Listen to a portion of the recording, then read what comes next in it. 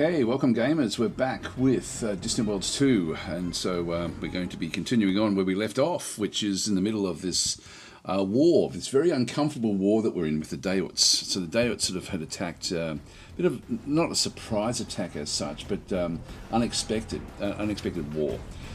So when they I thought we'd scrambled fairly well, and I think we have scrambled reasonably well, but we have a lot of threats coming in. A lot of invasion forces coming into our territories. This is what have we got through here? This is a bombard fleet coming in to try to destroy this particular world. This is Gulrath 1. This is a world that we don't want to be losing. So this is one that we've got like a couple of fleets in this particular location just to try to defend this particular world. Gulrath is sort of pretty much our northern area of the actual map itself, but we're seeing lots and lots of these Gizarian fleets, and also their ally as well. They've got the Ikaru is also attacking us. So we have some pretty big problems in our territories. This invasion fleet's going all over the place now. We've had to scramble most of our fleets from the south up into the north. I don't think, are we at war with anyone else? Who have we got? This is with the Alara Eden Retreat. This is with the Ikaru. We're doing okay against them. They haven't really been able to do too much. But we're doing very, very poorly against the Daots. So we've actually lost colonies. We've lost 3 colonies in through there, as you can sort of see. These are all fairly small colonies, so they're not majorly problematic, but I still want to be going and fixing that up. You can see we've destroyed a lot of their ships, and by a lot I mean a lot in comparison to what we've actually lost. We haven't lost any ships ourselves. They have captured different bases. We've captured one ship of theirs. Troops. We've destroyed 22 of their troops, which is good, but nowhere near enough yet. Other ships destroyed 1, and then of course the 22 military ships. So we're sort of doing what we can. We're playing whack-a-mole at the moment. Every time that they bring out another force, we then have to go off and sort of then go and try to crush them. So there's a lot of stuff going on here, all over the place. We have as many fleets as we can possibly get, moving back up into the north, and we're just trying to defend at this stage. And you can see there the Daots, this faction that sort of ranges across the top in through here. So there we go. So I was saying it's Wednesday, my dudes. Yes, it is indeed. So it's Worldly Wednesday. So welcome to Worldly Wednesday. And so in this case, the Daots extend pretty much down to there. They do have... Looks like they've got other... Actually, no, that's somebody else. It's actually inside their location as well. But they've been... They're the leader of the game. They've got a massive amount of territory under their control. They've been sort of destroying different factions, and now it's our turn that they've sort of now set their sights on us. So they've sort of extended all the way down. They've then come through and taken these various planets from me. So we have to then sort of, at this stage, we're still scrambling, trying to stop them from invading our bigger planets. And we do actually have some issues with them. Let's just go through each of these little fights that are actually happening. So the sort of brownish one that we sort of see through here is the Daots. And where are we? Which ones are we? So that's Daots in through there, an invasion fleet moving off in towards Gulrath. Gulrath is going to be sort of like fairly majorly attacked. We've got another invasion fleet sort of heading down into the south, back in this way. Maybe we'll just go and zoom in on each of these locations, because it's been a couple of weeks since I've actually played the game, so I'm a little bit rusty as to where things actually are. We do have, again, at Gulrath, we actually have a current attack coming in. So the escort Guardian of Anther is under attack by the Grand Victor, a destroyer of the Daots. So let's start up there. We'll just go to show me, and actually I'll just ditch that one because we'll be sort of watching what does go on here. And maybe we'll talk a little bit about what the relative benefits and problems actually are in through here. Now, Hercules 1 is conquered. That's nothing to do with us, so we can just ditch that one through there.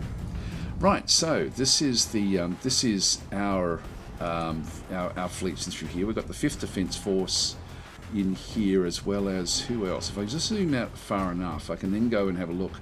We've got the 3rd Defence Force, 5th Defence Force, and 9th Defence Force. Now, One of these is the Dayots. I think it's actually that's ours.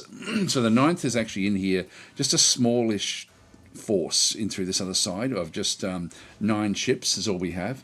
These are good enough for trying to push back an invasion if they happen to be right in the right location at the right time. So that's the fifth is a bigger fleet, and so this is actually one that's this is one of our Gizarian fleets. So this is a large attack fleet.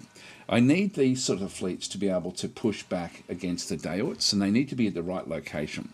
And so we've got these now coming back in, and they're sort of centered around the spaceport, which is back over here. Gulrath 1 as well is a Shandar world. It's not actually a Gizarian world. This is an independent world that we picked up, and it's now sort of under our control. But it is important that we keep hold of it. The last fleet that we sort of see in that list is the fourth fleet. Is it? Yeah, this is the bombardment fleet of the Dayots, and you can see there their strength is 12,000. My strength of my fleet is 5,000. So they are certainly stronger than what we have got. But we have a few other little advantages on this particular world, I think. I'm hoping. One thing I sort of hope in the game is that I wish we could actually sort of see the numbers. We do actually have a high fighter base in through here. And so there are actually 24 fighters fighting, like small craft fighting from the planet. And we also have a planetary bastion. That's sort of really what we have on the ground there. We have a lot of troops on the ground as well. Now, the bombardment is to soften up the troops before an invasion goes in. That's really what they want to be destroying. So we do actually have the troops there to sort of push back against invasions. We also have the spaceport, which will be able to help attack as well. And it also has 8 interceptors and 8 bombers. And so we should see small craft. There they are there. So these are the fighters and bombers from that location. And so they should be able to swarm and help us to defend this particular planet. Going into that as well, we see other little arrows sort of coming back in. Now there's a whole lot of stuff meeting in at the Wretched Gate. This is information that we've sort of been able to pick up. I'm not sure what that actually is, but we've got like the 5th invasion fleet is coming into this location, and this is actually another Dayot invasion fleet, which has still got, I think it's come from an attack, didn't really take any real damage. It's got like a lot of troops on board, 9 infantry and 15 armor, and so it's moving to a place called Wretched Gate. And Wretched Gate is essentially just a black hole, and so they may have some sort of base built there, but I don't think so. I think we'd pick it up. I think this is a staging area for them to get ready to do something, but we don't know what that is just yet. In fact, when we have a look at the 4th fleet, so what do we got? We've got the 3rd defense is another one of ours. So we actually have another one of our fleets there. We have the 3rd, the 5th, and the 9th. They have the 4th fleet, which is coming to bombard. But there is an arrow pointing down there. Not sure what that is. There's another fleet coming in as well, which is just a smallish, this is another Dayot fleet. And so this one here is not doing much at all. It may have, it hasn't been damaged, but I'm not sure what it's doing. So it's actually moving across to another type of fleet. In through here they've got a little strike force, which is going to be coming down to attack the Venex spaceport. In fact, let's have a look at all of the things moving into Wretched Gate. So we've got an invasion fleet moving in there now. We have another invasion fleet here, which is actually an invasion fleet from the Alara Eden Retreat, which is the ally of the other location. This has also then got like a fair few troops, 1 infantry, 4 armor, so it's not that many, but they're moving in as well. We also have another fleet moving up towards Gulrath, another invasion fleet in here with 6 infantry, 9 armor. So they're all moving up into that location. At least we have 3 fleets there. I thought we only had 2, which is actually good. Back in through here at this location, we do actually have this is another strike force of the Dayots with only 1 ship, not really going to be able to do too much. We do actually have this planet that we actually have in through here does have, whose is that? This is ours in through here. This is the 5th attack force. So if I go and grab that one through there, so they're operating from. Well, actually, they're operating all over the place. They're we've sort of been spread out here a little bit, but they should be coming back in to the Cruella which is this moon here, I think. Yeah. So they're coming into Cruella to refuel, which will also allow me to then defend this world. And so we actually have a Boscaran world here that we are defending. In fact, that's an important world because it's got Zentavia fluid on it. So we do want to keep this one as well. This one is an important colony for us. So we've got that. What else is happening? There's so much happening in through here. Invasion fleet. Did we look at this one? 2 infantry, 12 armor. It's also... yes, these are all coming into Gulrath 1, but the staging at Wretched Gate. So the staging point, this is actually where they are staging to get ready for the big attack. So they want to soften it with this. This is where the AI has improved so much in this game. So one big fleet here to come and soften the target, and then the actual invasion will come from Wretched Gate by the time they all get there. So we'll see how we go. We also have other attacks coming in at Vernax, which is one of our core worlds. So we actually have like an important fight happening in through here. So this is Vernax. We have a lot of troops on the ground here, and this is actually one of the places that we build up our defences or our attack forces for invasions. And we will actually be doing some invasions late in this, but probably not even today. Actually, we're going to be just defending as much as we possibly can. So they've got like there's a fleet there, which is the 12th fleet, which is not one of mine. That's going to be another of the where is it? We've got the 2nd fleet there, which is one of ours. So we do actually have a defensive fleet at that location. 20th fleet is essentially the Dayots again, coming in with, there's no troops in this particular group, but they do actually have a strength there of nearly 5,000. So they're coming in. We don't know what they're doing, but they're attacking Venex 1 spaceport. They're going to try to destroy the spaceport, again, to weaken what we have there. There has been some fighting going on here already, I think. You can see that there's different groups that are trying to escape, where they've taken some damage. This is ours. Actually, that's just a shuttle. Let's just go back to one of the others. Yeah, this is one of ours. It's a heavy escort, which is not actually associated with any particular... Oh, no, the 2nd fleet. Is the 2nd fleet still there? Yeah, it is. Yeah, so we've got some of our ships have already been in combat and are struggling a little bit at Venex. Our home world has not been targeted yet. We have other fleets coming back in. So this is the 8th Strike Force. Oops, hang on. 8th Strike Force there is just a smallish... this is a Dayot force again, just sort of moving through the back areas. They're just raiding, like to destroy what they can. So they're moving out to destroy infrastructure, if they can do it. We've got over through here our 4th Invasion Fleet. This is actually where we do actually have like a lot of 9 infantry, 21 armour. And we're just sitting back in here at the Cheleb system, essentially just waiting at this stage. So they're going to sit back and wait for potential attacks in the back of the map. Can't do much about that one. We've got a 20th Defence Force, which is Boscaran. We don't have to worry about that one.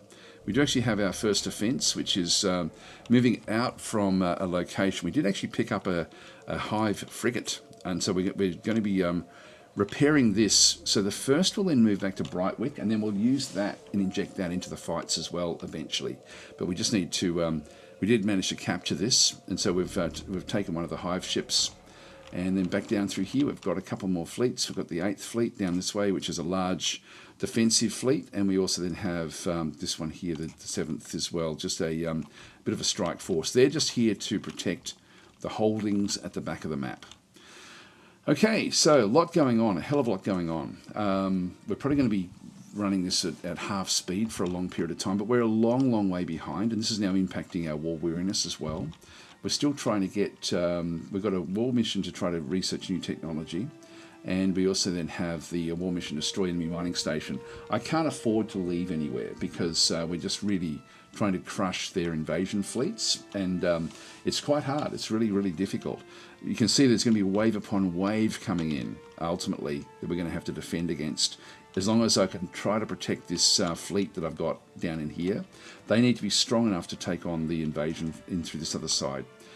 We do actually have, we've got 2 different areas now that we are fighting in. So that's the Dayots there. What are they up to?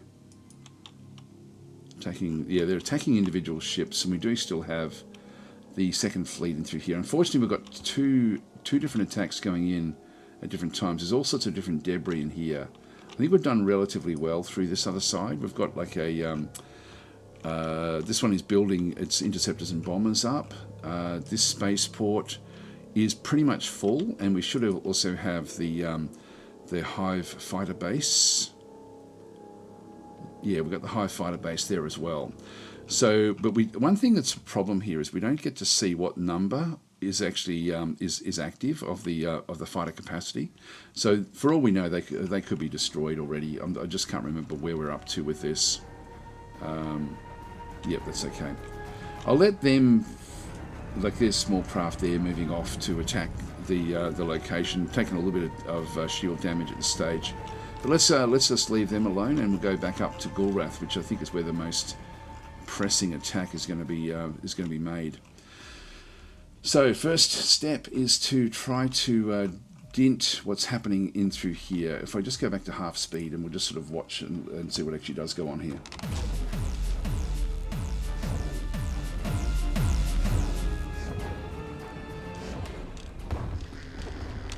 So we've got the 3 different fleets now all together. So what have we got? We've got the 9th, which is only small. We've got the 5th, which is largish, but has taken. We're still building fleets up, ships up in the air, and they're attack the Immortal Firestorm, which I'm not sure which one that is. There it is. There. That's okay.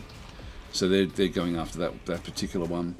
And then we've got the 9th, the 5th, and the 3rd, was it? Yeah, the 3rd is our main attack fleet in through here. I think the 3rd has got, we've got Retjar, we've got Sev. Sev is actually the admiral, one of the admirals here, which would be good. We've got 2 light cruisers, some destroyers. We're relatively strong here. So we should be able to pick these off, hopefully, before they can come in. If we have a look at the big cruisers, if we just go and choose one of these cruisers as an example, you can see this one's going to be targeted a lot by the various ships. They're all sort of targeting the big cruiser. Probably the second cruiser will also be also targeted. Well, not so much actually, which is interesting. What I can do is I can micromanage the actual attack. You're saying, go get them, Daz. Yeah, it's going to be difficult. Hi, Sheikh Vivid, how you going? So this is a tricky fight, but all of these ships are now coming in against this big cruiser. We have a quick look at what the Pulse cruiser has got on board. Not really in the way there, am I? Not too much. So we've got pulse wave cannons. We've got large pulse wave cannons. So these actually have got the ability to bypass armor at plus 50%. So once the shields are down, this will then do big damage to ships. So that's really what we want that one for. The pulse wave cannon is a finishing off weapon. It does have good range as well, 1800. We've got impact assault blasters back in through here. These are just close-in blasters. These ones basically just do equal damage really against... they're close in. They're not... yeah, these are direct fire. Just have a quick look at all of them actually through here. We've got the Sentinel beam through there to take on the small craft and missiles. This is the point defense. We've got another large pulse wave cannon there. We've got two pulse wave cannons. So we've got the pulse wave cannon on this side and the pulse wave cannon on the other side. So both of those are pulse wave cannons. We've got a tractor beam to keep ships in close to stop them from jumping away if we're trying to finish them off. We're mainly then using impact assault blasters to essentially just do the initial, like the bit of the damage as well. These have only got a range of 1,000, so we do need to close in fairly close with these particular assault blasters. But it's going to be, they're just going to do sort of like fairly generic type damage, but they do a lot of damage, like 30, you can see they're 9 per second damage of those, and then this one here is only 6 per second with its damage. But ultimately the pulse wave cannon will be the thing that will do most of the actual damage when we actually really get to the nitty gritty. There's a whole lot of other things that actually happen with these, but the impact assault blasters, I'm pretty happy with what they can do as well. So we've got, that's the makeup. We've got extremely strong ships in that sort of sense. We also have got hex armor, which actually has got like a very high reactive rating. That means that if a let's just say that they're using railguns or something like that, and the railgun does 10 damage. 4 of it won't even apply once it hits the armor, so it will only do 6 damage, not 4. And that can be against sort of low yield weaponry that almost like machine gun type weaponry. It's just it means that it nullifies that fairly well, and 95 rating is fairly good there as well. And we have Corvidian shields in through here as well. Unfortunately, there is this 10% penetration chance where 1 in every 10 shots is going to get through and actually hit the armor. So so until the shields are sort of down. But we'll have a look and see what actually is going to happen there. I'm just going to grab myself a drink of water and I'm going to turn my air conditioner on. I'll be right back. So so Shaker is saying, Mr. Dayat will be happy about your race choice. The Dayats will be. Why will the Dayats be happy about the Gizarians? I'm not sure what you mean by that one. We'll come back and then have a look at the destroyers from the Gizarians in just a second.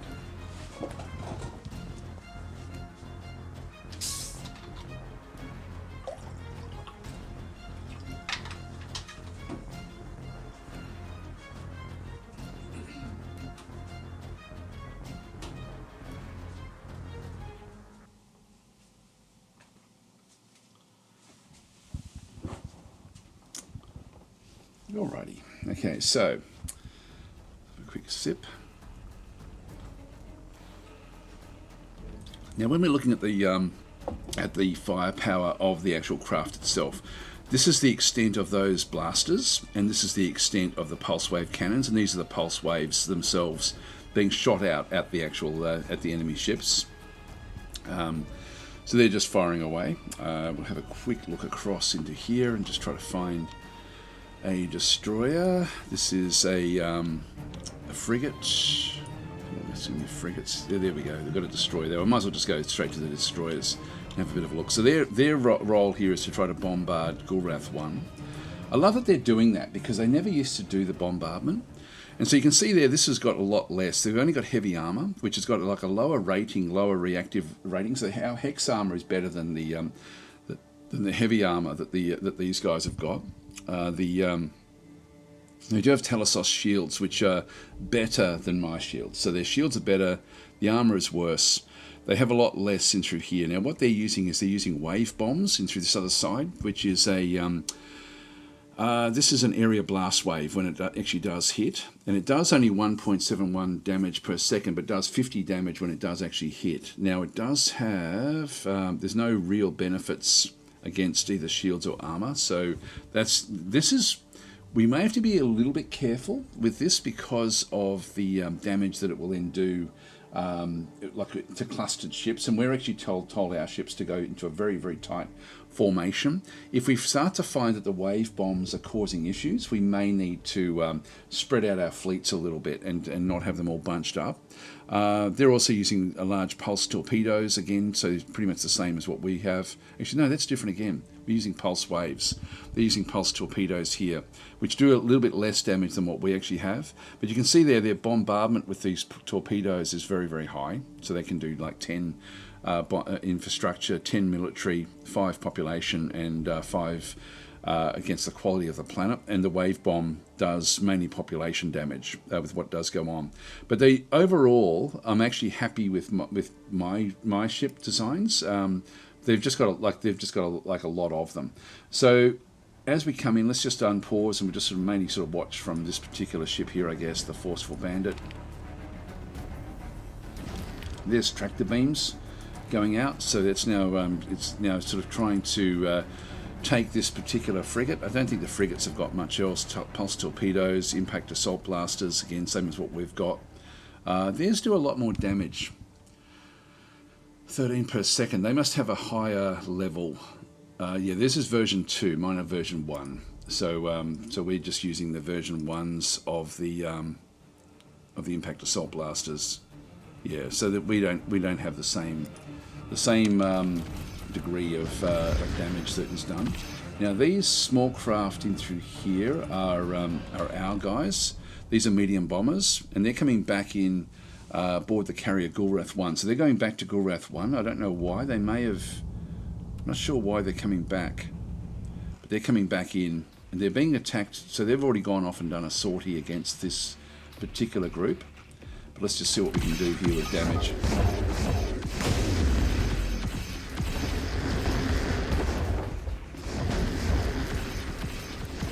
I'm not seeing pulse waves just yet. They're actually still targeting this this medium bomber, and then they're starting to now target the this heavy frigate as well. Our heavy frigates are really quite weak in the sense of what they do. They do have rail guns, which again can bypass shields. This is designed to bring the shields down fairly quickly. So and then that will then leave it open for the bigger cruisers. This cruiser, the Grand Warlord, and then the Grand Victory. So they're both sort of now just coming back out through the other ships. It's funny, we should be seeing. I don't know why they're all going back in. They're now going back. So these bombers are now sort of heading back out again to attack the various ships.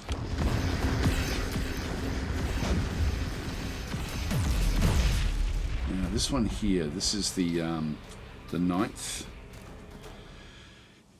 I'm moving this to an actual location, and I don't know what I was doing with that one. I've also then have the this is the 3rd Defence Force, which is also up in the middle of everything. So let's just go and get them to attack these different guys. Actually, the 3rd is actually the one that we've got right here. Probably will have to go after these destroyers, I think. We'll attack that one there. So what else do we have? It was the 5th. The 5th are a bit spread out. There's not very many of the 5th ships. I think we're still building this fleet up. So they're sort of here mainly in a support role. So I'll just get them to attack these peripheral ships.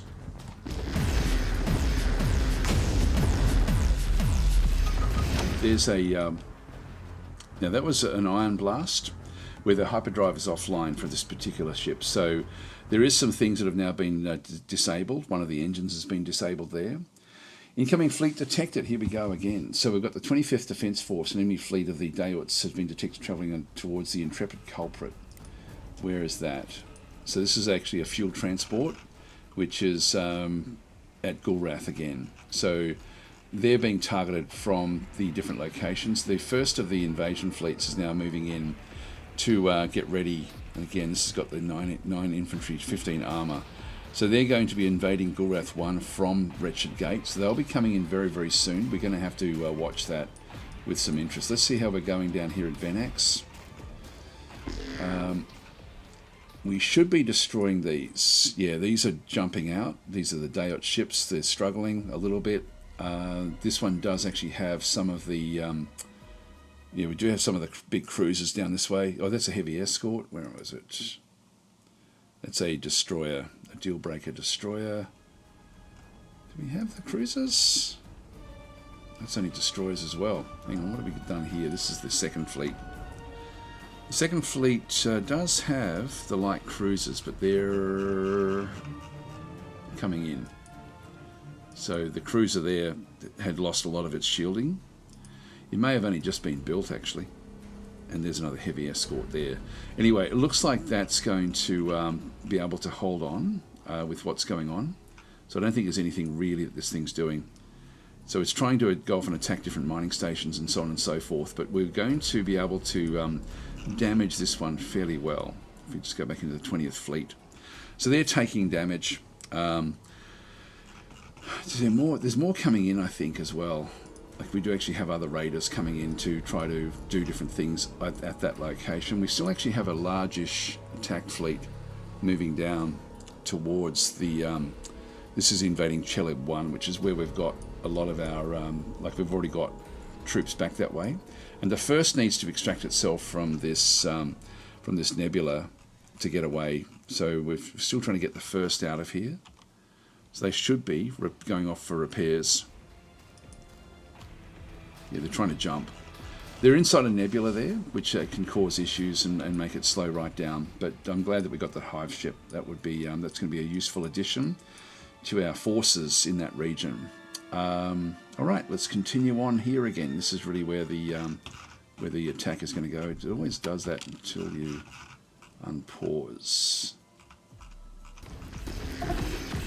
So we're now smashing our way through this fleet. It's probably still trying to bombard. Yeah, it's trying to still get in and bombard, but we are doing damage. And we can see down through here, there's as different ships are coming through, they're going to be targeted. And so we have like small craft are swarming now to actually go and do the damage on this particular ship. You can see there all these small craft are now targeting that particular frigate. So the fifth is sorry, the third is now moving up into this range of ships. Just get them to target individual ships in here.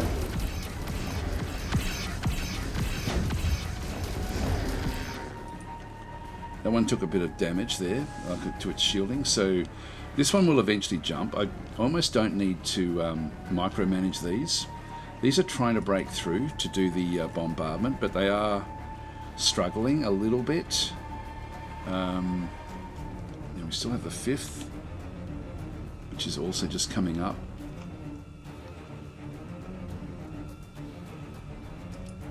Just have a look and see what sort of damage has been done to these. Yeah, they're just attacking the individual ships there. Third is probably going to be the main one that we need to be watching.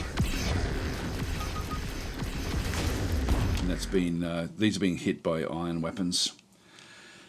Another fleet, the 20th fleet of the Dayuts, has been detected travelling on an attack vector towards the Sessofermo mining station, which is here. So we have a mining station in this location, which has got Trillium down. It's not really a big-ish thing, but it is in the Venex system. So what we'll do is we'll send off the second fleet to go and take that one on and just try to destroy this. So we'll go and I'm going to put this one back to a defensive role, which means it will then just go off and do it anyway. Now by making it defensive, it's then going to target a certain area. Now its actual home base is Gulrath. So it wants to go back to Gulrath, but Venex really is where it does need to be operating. So I'm going to tell it that its home base is now Venex, the Venex spaceport. So set home base for the second fleet. That will then set up its defensive area in around here, which is actually too large. So I don't want it that big. So I'm just going to go and change the tactics so that it's only got like a smallish range. So I can do from 50M, I can go down to same system, which I'm happy with. So I'm just going to do same system at that location. I may even have to do same location at some point if there's too many ships that are coming back down this way. So we've had to sort of scramble our ships to try to sort of get into positions where they can sort of help out. Hi, Judge Dredd, how you going? And Von Schwannert saying, hi, Daz, and chat on Worldly Wednesday, weathering a worrying warmonger's wrath. Very, very well done there, Von Schwannert. Volanus is saying, I hope we get some more expansion info for Distant Worlds 2 soon. Yeah, we're getting details. It's funny because before I do most of these sessions, I always go and have a look to see if there's an open beta, which often is where they sort of show the testing. And the fact that there's no open beta is actually interesting because it means that they're working on something big. And of course, that's the pirate faction, Pirates, I think, which is coming next, which I'm really looking forward to. But there's no testing of that just yet. So so it's still early-ish days. Under attack, the frigate Dark Storm is under attack by a construction ship. What's happening there? That shouldn't really be a problem. We do have a Dayut mining station there. Where is that? Yeah, sort of off on the periphery. Doesn't really matter at all. Just dismiss that one. Incoming fleet, that's okay as well. So I'll just dismiss that message. And then we have orbital bombardment of Gulrath 1. So they've already started to try to do this one. If we just go back and have a look. So some of the ships have made it through to be able to start to do some damage here. But the quality is, we've got 0.1 damage at this point in time. And under construction, the high fighter base has taken a little bit of damage. So we just have to stop this from actually happening. Let's get the 9th and just clean this out. Clean these guys.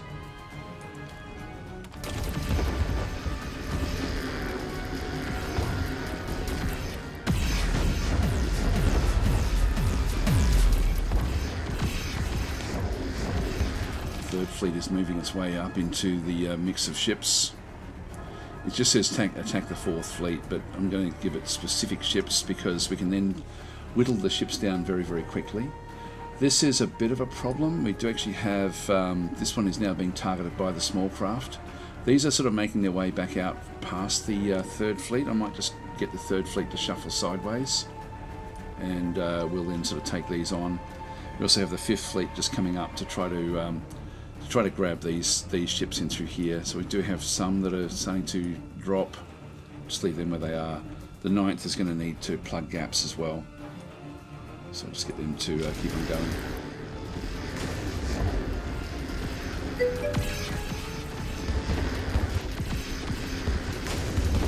It's being hit by both the station back over through here, the spaceport. There are ships out through this other side as well. So this is attacking the Grand Victory. This is a destroyer coming back in, and we have this is like another little attack force. We have to keep on being mindful of the groups that are now coming back in here. The 5th Invasion Fleet. If we go and have a look at that one, actually, if I just go and select it, why can't we pick it up?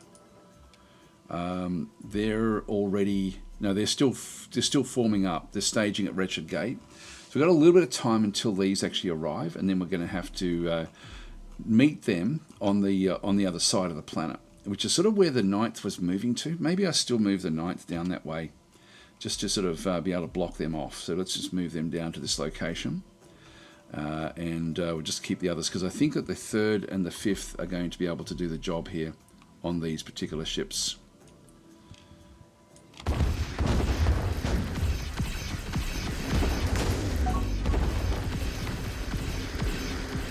Some damage. Okay, the frigate is under attack. We're destroying these little things down this way as well.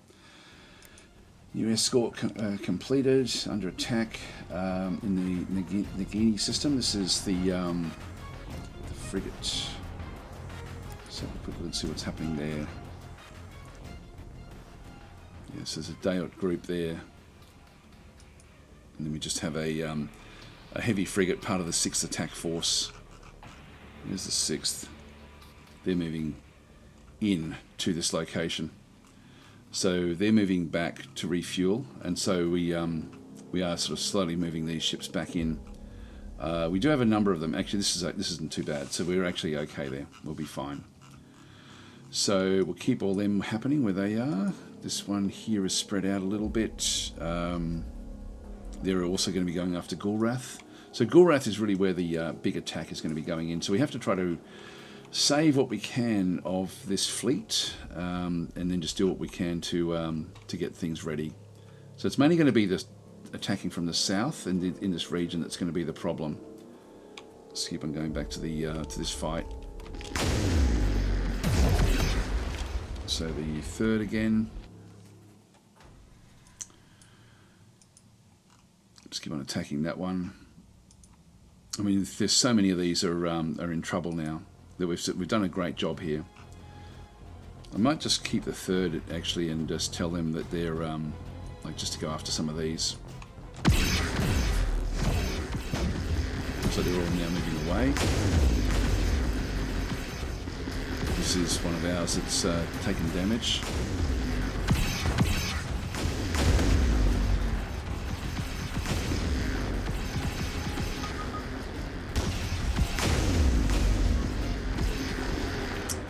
The 20th Fleet is now going back to Venex 1.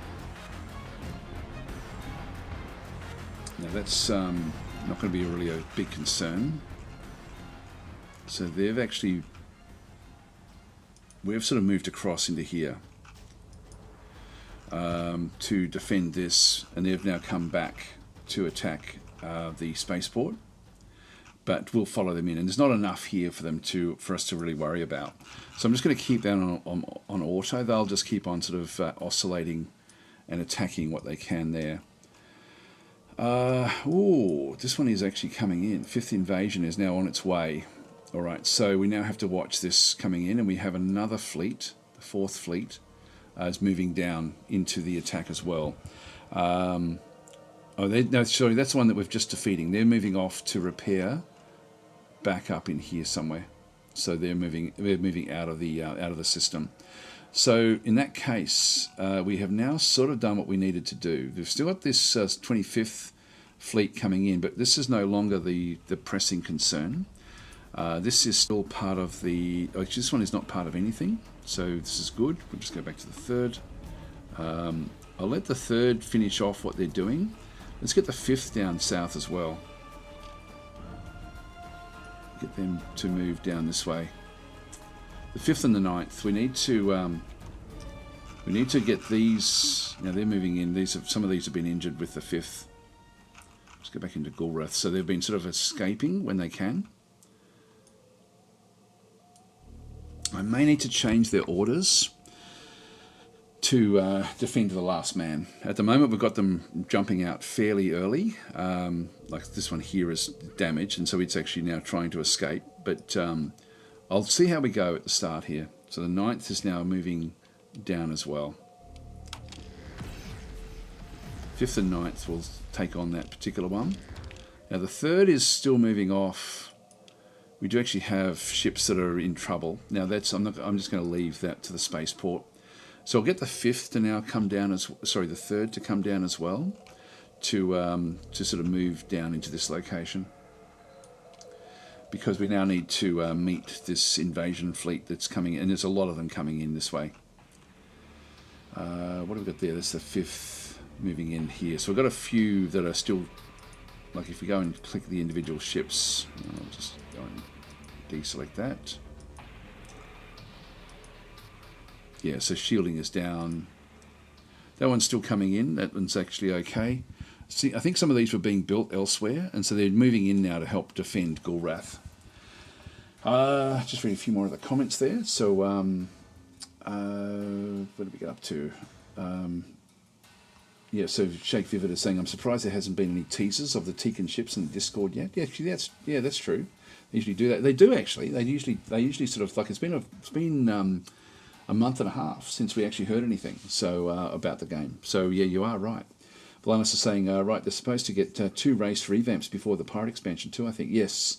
Yeah, so what is it's the Tekins and the... Is it the Harkonish, I think? Yeah, seems like quite a lot of small time frame here. Yeah, so there's a lot going on at this point in time. So Began's saying greetings. So hi back and hi Beolf. How you guys going? Over on YouTube, we've got the tasteful thickness is saying, I'm almost done with my 7-zip compression. Very excited. You're waging war on Mars. No, well, sort of. It's a desert world. No, this is a volcanic world, this particular one. So we've got a volcanic world here that we are defending valiantly. So we can sort of ignore this attack group that's coming in here. And also, even the bombardment, they only got like 1 bomb in at this point in time. So our Hive fighter base is now back up to full strength again. Now, I don't know if that means that we end up with a small craft ready to go. I'm hoping that that's the case, but I wish we had more information about that. I have left feedback about that, so hopefully that they'll actually introduce that into the game at some point. Let's keep on going with this. So we've got the just unpause the game. I'll keep it running at sort of half speed. There's a lot going on. So our ships are now moving back. We've got a lot of debris, and we should be able to pick up a lot of tech from that. Now this has been good. We've actually now gotten 38 of their ships destroyed in that little passage there. And so we're pegging back the war score a little bit, but our war weariness is still up really, really high. We are trying to get construction specialization to get the research lab. I'll talk about that when we're getting closer to what we need there. Actually, one thing we can do potentially is to can we crash research this? No, we need 17,000. We don't have anywhere near enough. And with our war weariness, it's going to get harder and harder for us to... here we go. Here's now the invasion fleet coming in.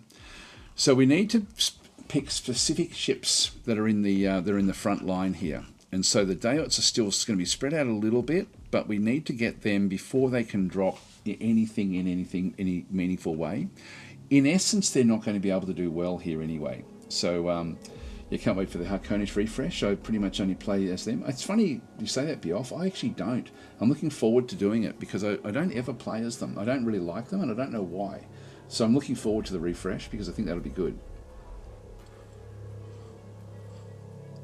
All right, let's continue in here. So the 4th is now limping off. It's been smashed. That was their bombardment fleet. This is our next big threat. This is, I think, their biggest fleet. If you look at the 5th invasion fleet, they've got 9 infantry, 15 armor. So we've got a lot to destroy here. We have another group coming in through this other side as well, which has got 2 infantry, 12 armor. We've got this group in through this other side, which has only got 1 infantry, 4 armor. And then this one as well, just going directly to Gulrath, not doing any staging, has got 6 infantry, 9 armor. So there's a lot of invasion fleets on the way. This one here is also moving to Gulrath, but it's sort of spread out all over the place. This one's got 2 infantry, 6 armor. So our big, and there's also stuff where our long-range scanners aren't reaching. So we're seeing other fleets moving around, and I don't know where they're heading off to. But that is a fleet. It may have been an attack fleet from Raltier or one of these sorts of locations.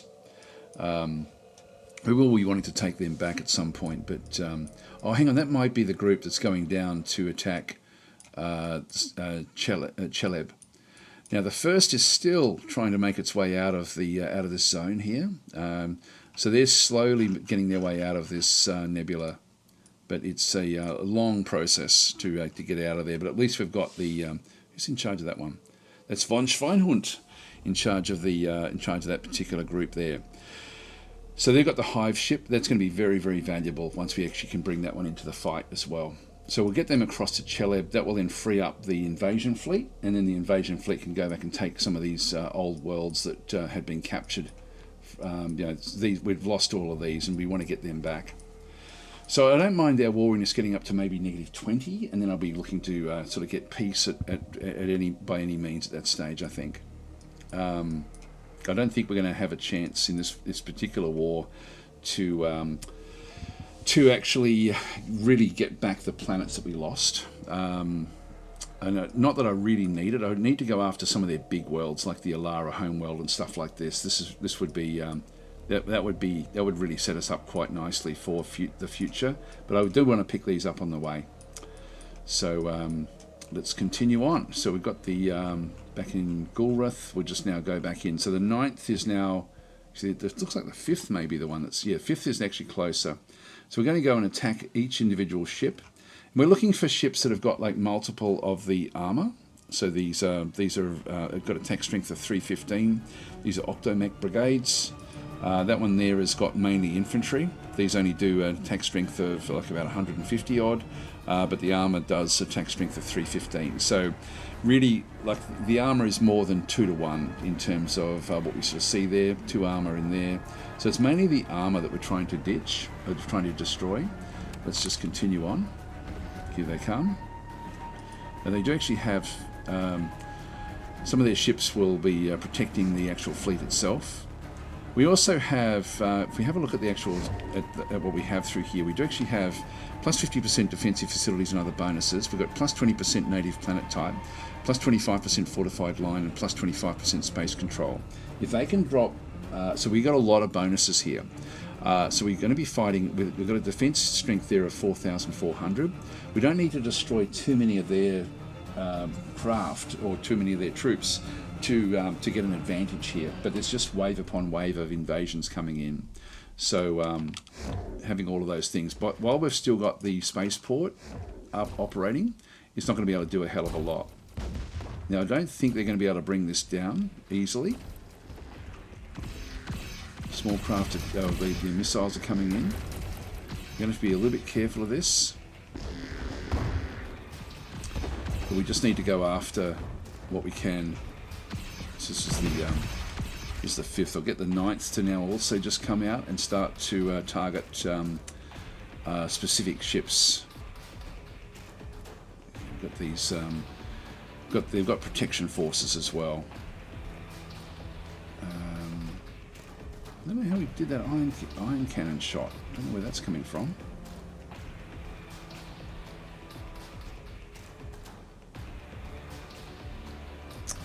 after that one there. So I'm sort of going to be ignoring the frigates and the destroyers, which are here just to help protect the fleet. We are spread out, which is not good.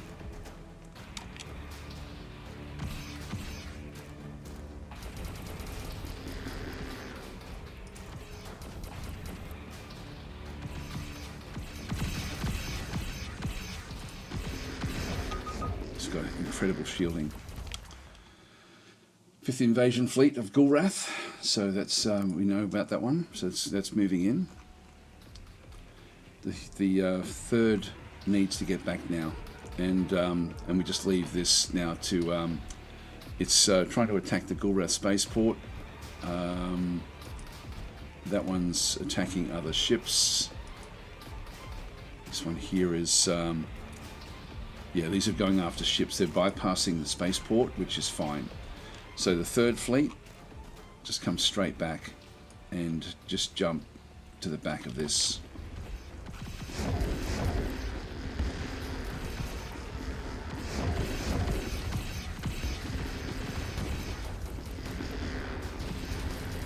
These ships are going to jump when their shielding goes down.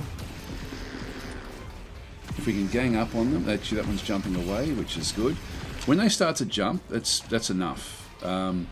If they're jumping, it means that they're, for whatever reason, that they've had enough. They're escaping, but these ones aren't. So this is the 5th, sort of in the middle now of all of these ships. This one's close, so let's just go and attack this one.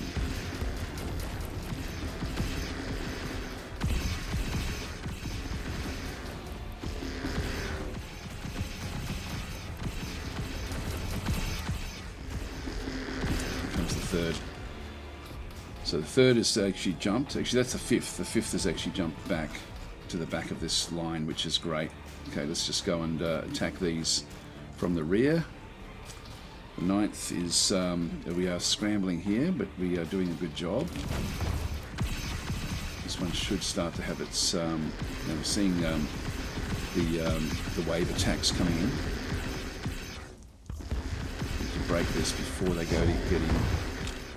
That one's more dangerous than this one. This one is still invading though, but we do actually have, we've already brought this shielding down a fair bit. What's the makeup of these ships? 3 Talassos shields, which is why their shielding is so much higher. Got heaps of splinter pods as well.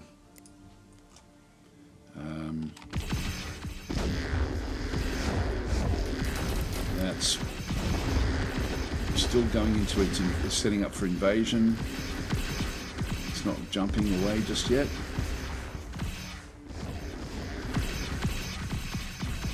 I need to stop this. It's now jumping, it's trying to escape. That one is still going in for invasion, so we get the 5th again, actually the 3rd. Is that ready to go? And the 9th. You need to destroy this one now. This one has still got all of its shielding, and this one is also still coming in to invade as well. The 5th back in here needs to stop these. Now that one there is escaping, so that one's had enough. Unfortunately, I'm not going to be able to finish these off because we just have to stop what we can. Unless we can disable, we're just not going to be able to do it. So the 5th is going to have to go after... What about that one there? That's still got the invasion going in, so we'll do that one there.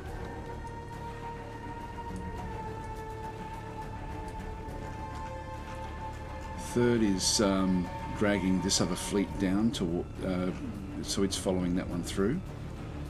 So the 3rd is still on its way.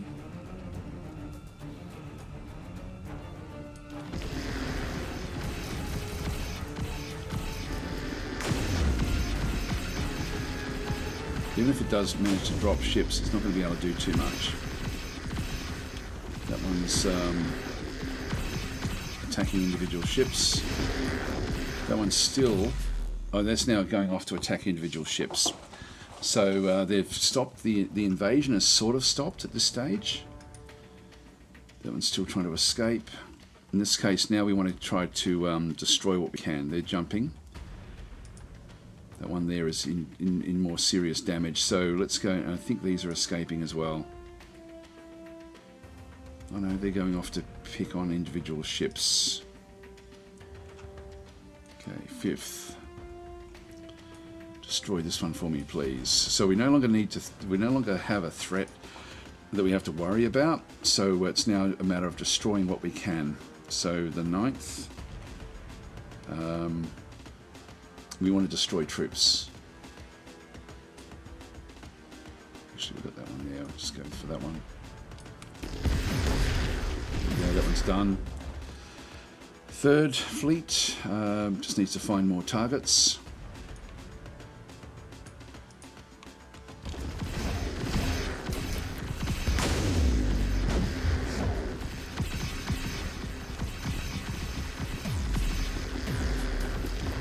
Okay, that one escaped. 5th.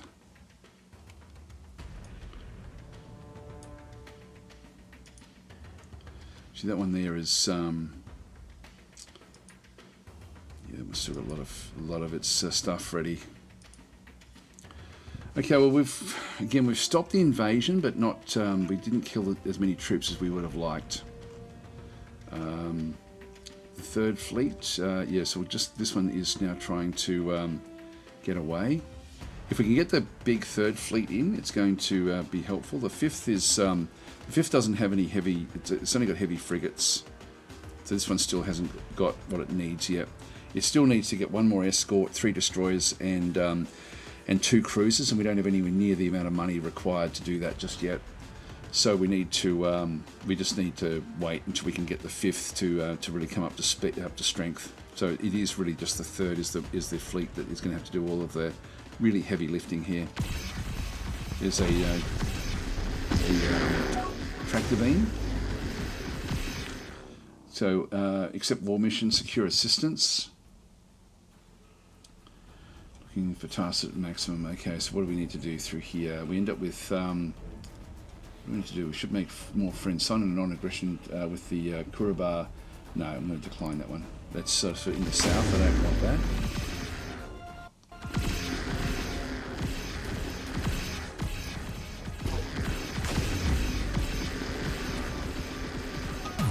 Let's try to jump.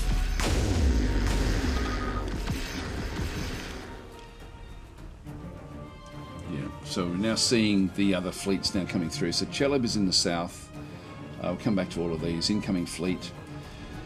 18th Fleet of the Alara has been detected travelling on attack vectors towards Cruella, which is another one of our planets, which we have the 2nd, I think, going back there.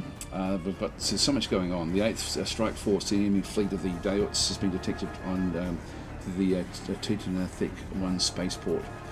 So we'll have a look at each of these. I think these are all important. We have whittled away that first attack.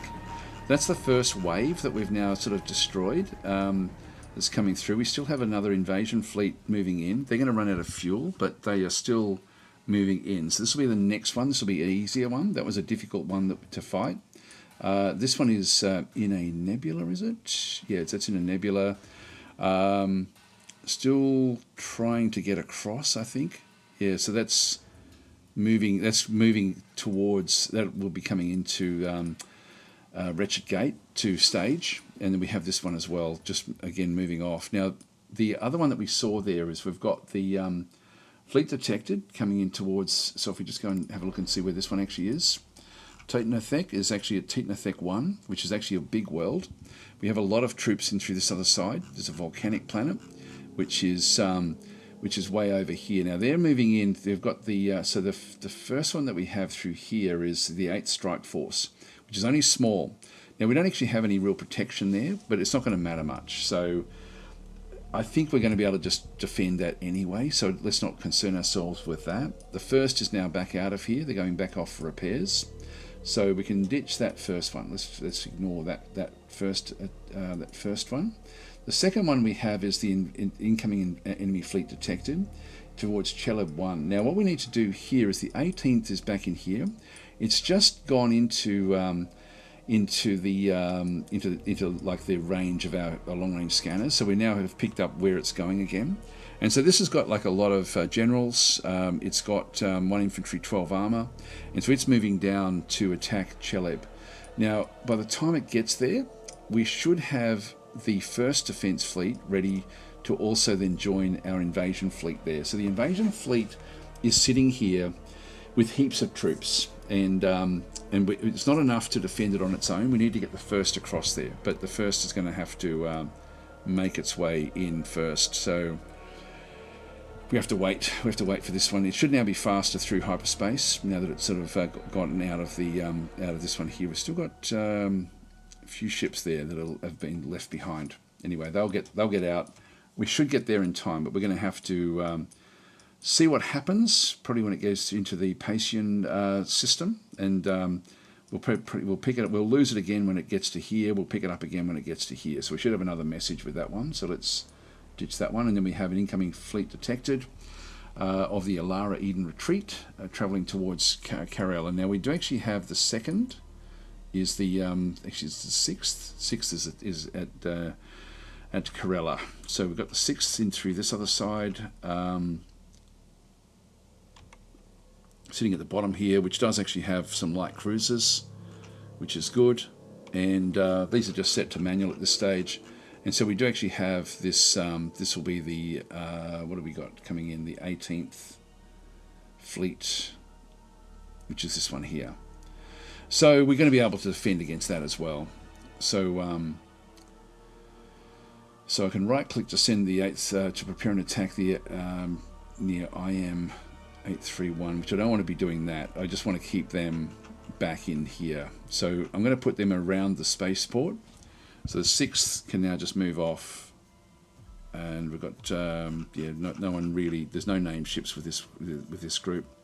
Let's just move over to well, I might as well just move to the Carella spaceport. So we'll get them across there.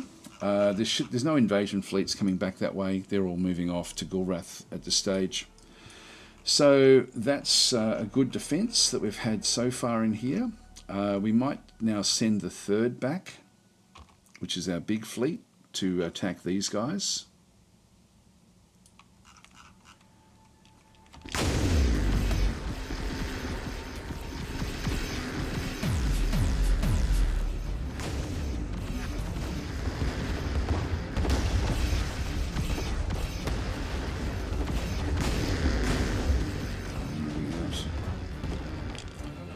So the 9th is in a good position here. I'm just going to keep them where they are.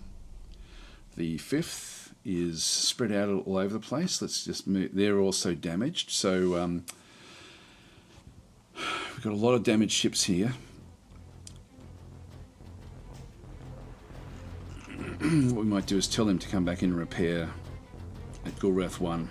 Let's just keep them out of the fight a little bit until we need them. The 3rd is actually still active, but with some damage.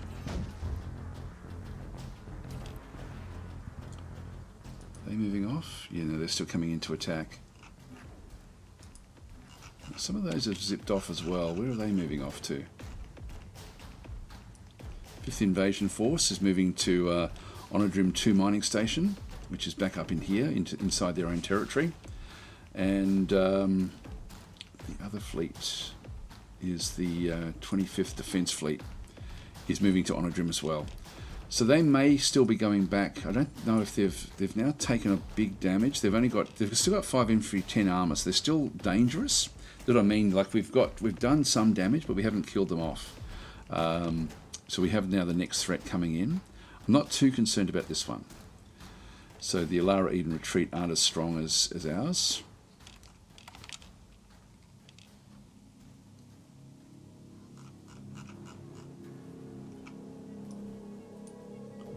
They jump through hyperspace at a much, much higher rate than what we do.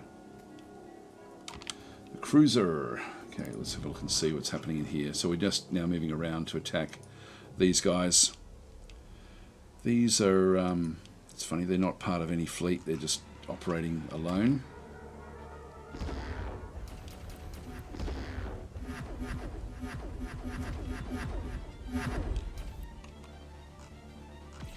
Where's the 3rd got to? Oh, they're moving off to attack those. I don't want that. Sorry, I didn't mean for them to move out. Let's just move back into here. Actually, we might even just get them to come back and repair at Gulrath 1.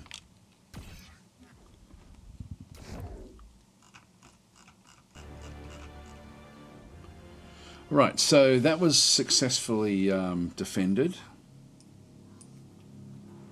Now we have the 9th is invading as well. And they've got 2 infantry, 1 armour. That's not going to be enough for them to do an invasion, but we do want to kill off as many ships as we possibly can. So I think I'll get the 3rd to actually meet up with that group. Actually, no, the 3rd is probably going to have to move elsewhere. Might move the 9th around this way. The trouble with the Dayots is their hyper jump speed is so much more than anyone else's, and so yeah, you can't get ahead of them. You literally have to be at where they're going to be, which gives them a big advantage. So we are seeing these different fleets now coming back through the 18th, which we will have to try to get across to meet that with the 1st.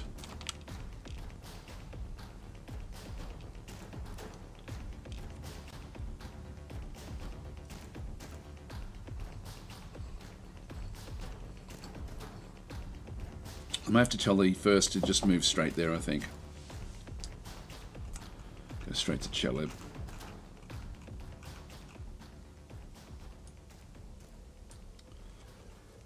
We do have a bit of a fleet here, but it's not really going to be all that strong.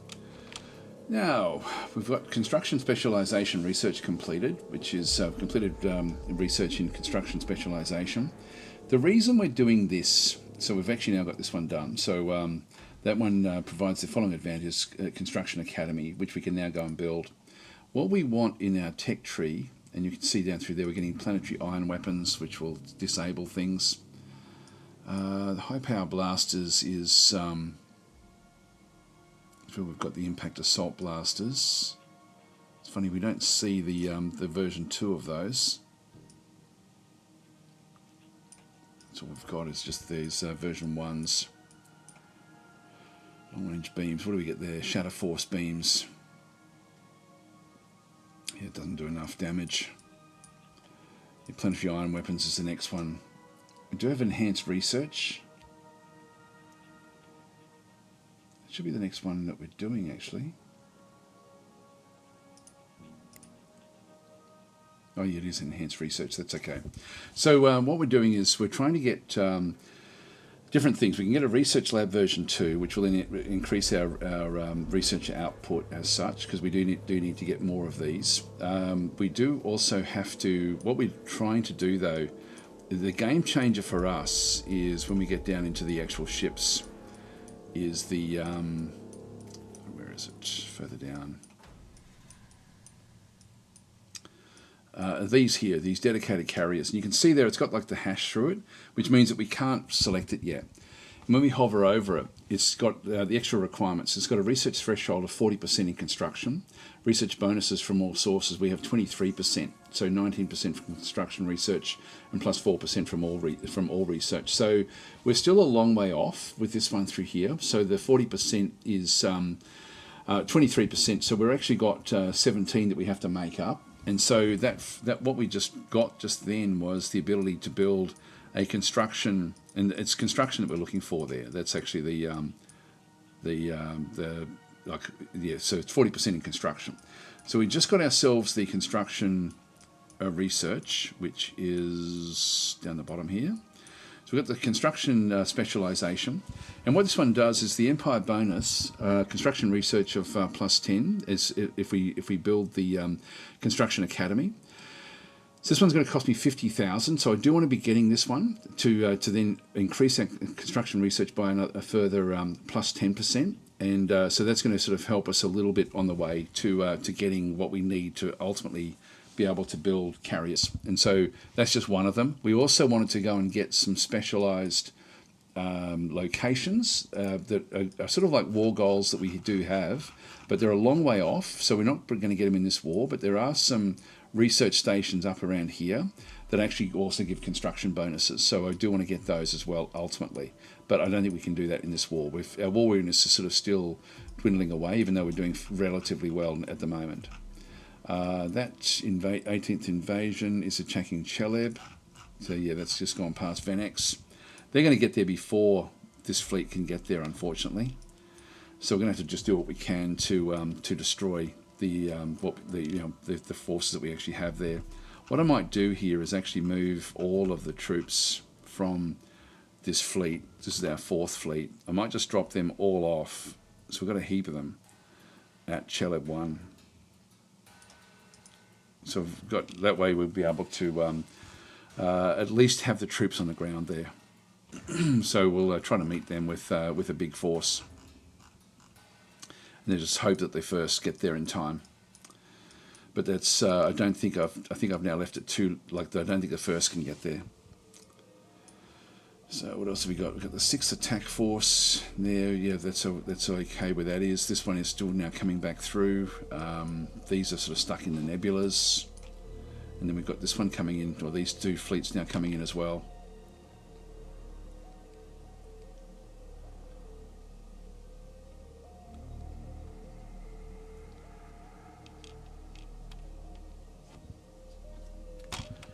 Sorry guys, I missed a heap of comments here. I'll just pause and have a quick look and see. Yeah, Valana's saying I've only paid the Harkonish once. I think I'm interested to see what they do with them. Yes, I am too. I like the idea of them. I just haven't really enjoyed playing as them.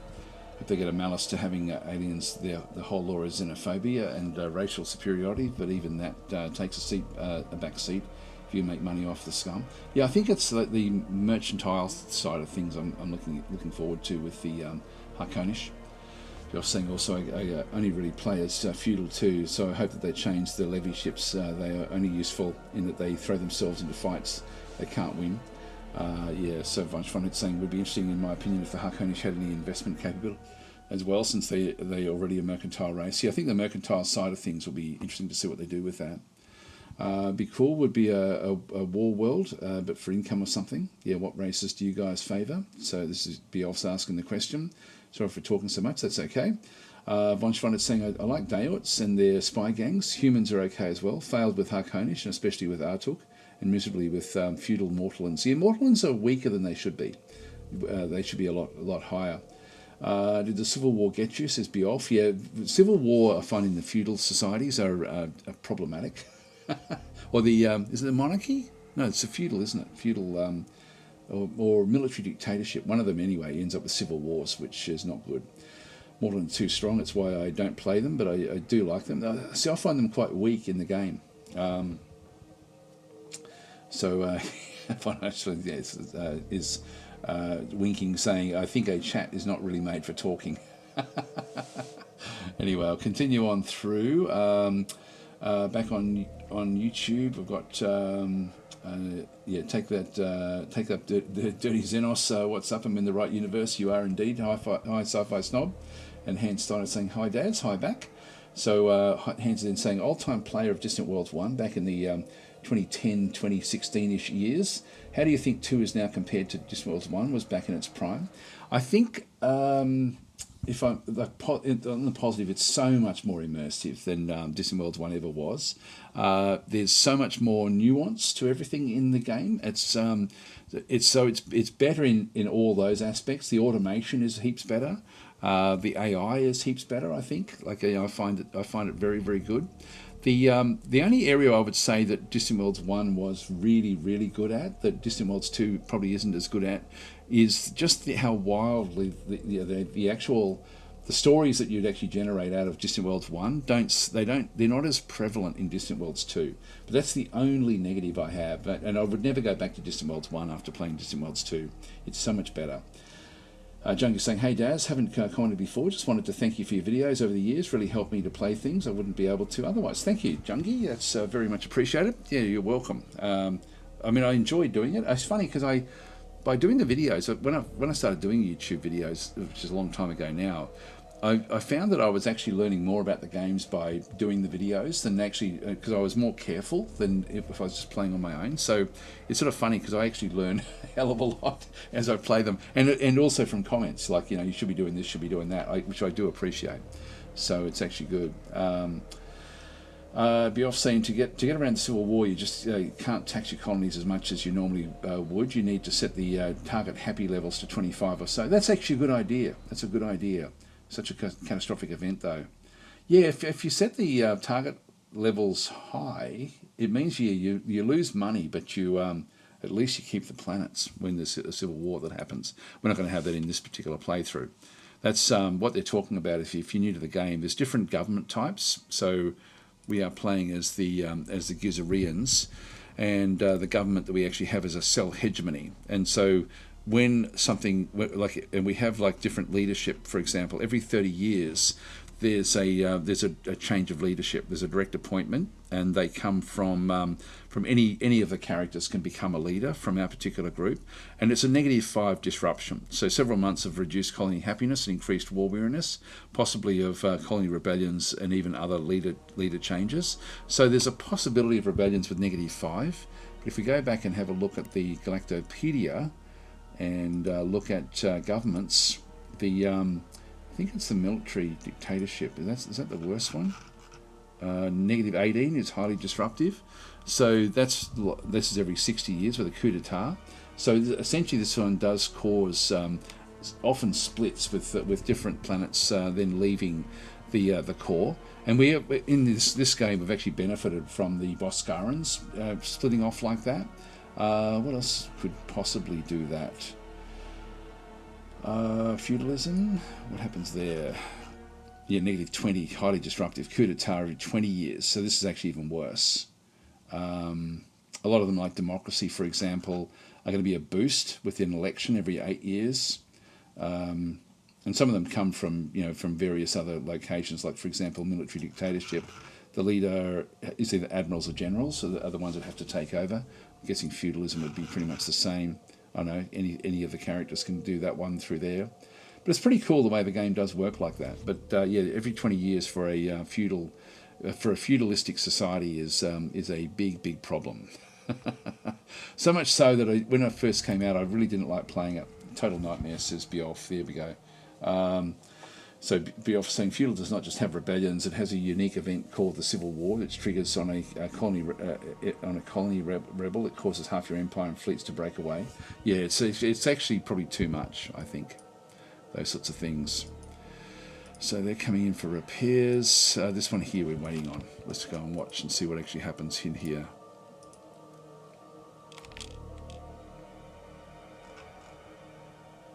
And that one is moving in. I'll just pause again. 9th Invasion Fleet. He's also coming into Gulrath.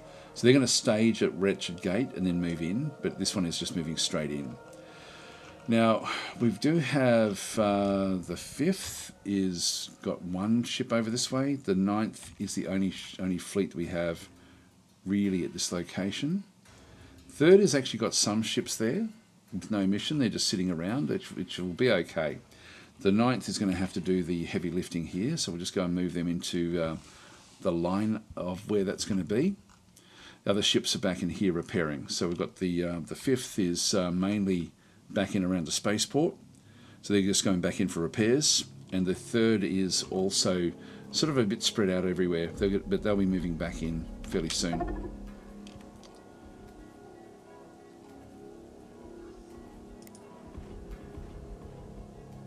Here they come. Here come the enemy. Right on cue.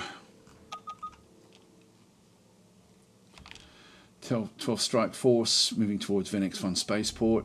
Now we do have protection there, so this is again just a smallish fleet. Not really going to be able to take on a spaceport, so I don't think we have to worry too much about that one. Venex 1 has got the does actually have the Hive fighter base and stuff, so they should be able to protect that one. We do actually have don't know where the other fleet actually is. There, that's the 3rd, is it? No, 2nd. Yeah, the home base is Venex. So what are they doing around here? They are there. They're moving off to attack the group that's moving in as well. So that will be okay with what they're doing. And again, it's the 18th that's the problem for me. What I should do here is just double check that the 4th is actually operating what it's doing, what it should do. So that's unloading troops. Yeah, that's okay. All right, back to the main attack, which is in here.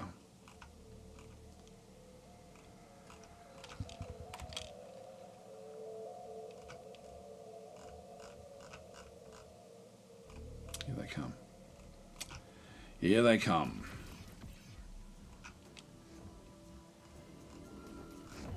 Have they given up already? No, they haven't. Yes, they have actually. So that group there, no, it still is invading. It's sort of stage at Wretched Gate. So it's going to jump off to Wretched Gate. So it bypassed where we were, and is now moving off again.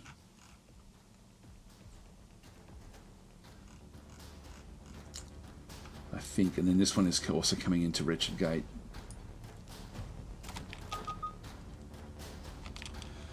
The 11th Invasion Fleet. Now, where's the 11th? Yep, so we know that that one should be moving off to out of that system.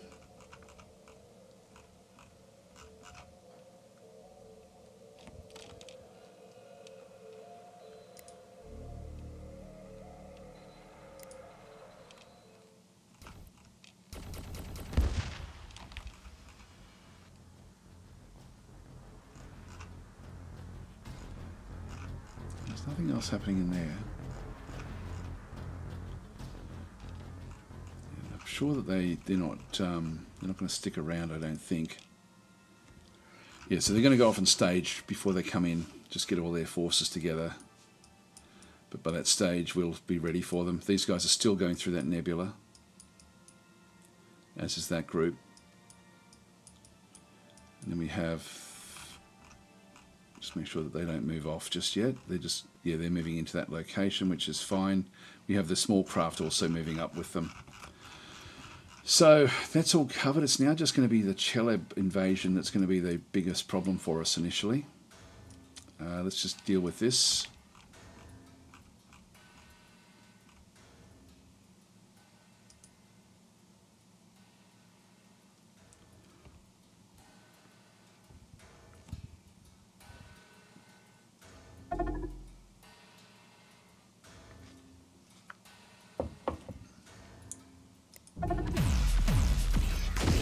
So we're destroying these guys.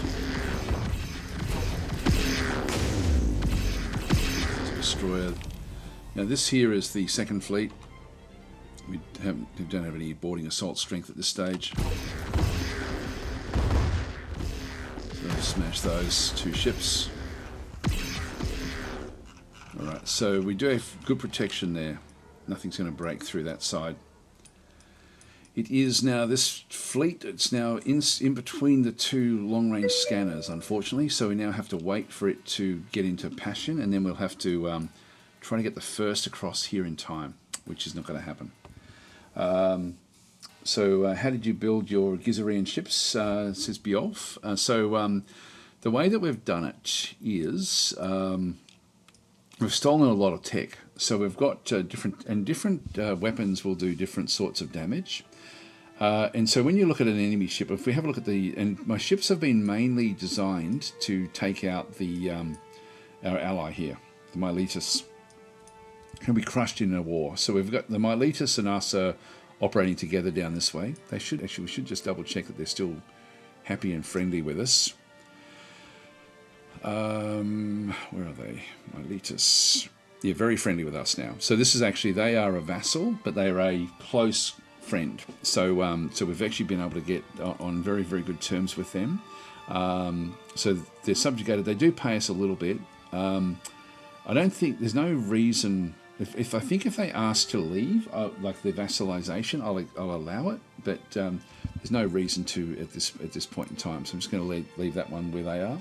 But our ships were designed to fight their ships, which are extremely good with shielding. But we're finding the Daots have also got good ships with shielding as well. So we're mainly building our ships to counter that if we can. So what we end up having here is that if I go to the tech tree, that might be the best starting point. And if we go back up the top of the tech tree to weapons. So the weapons are all up the top through here.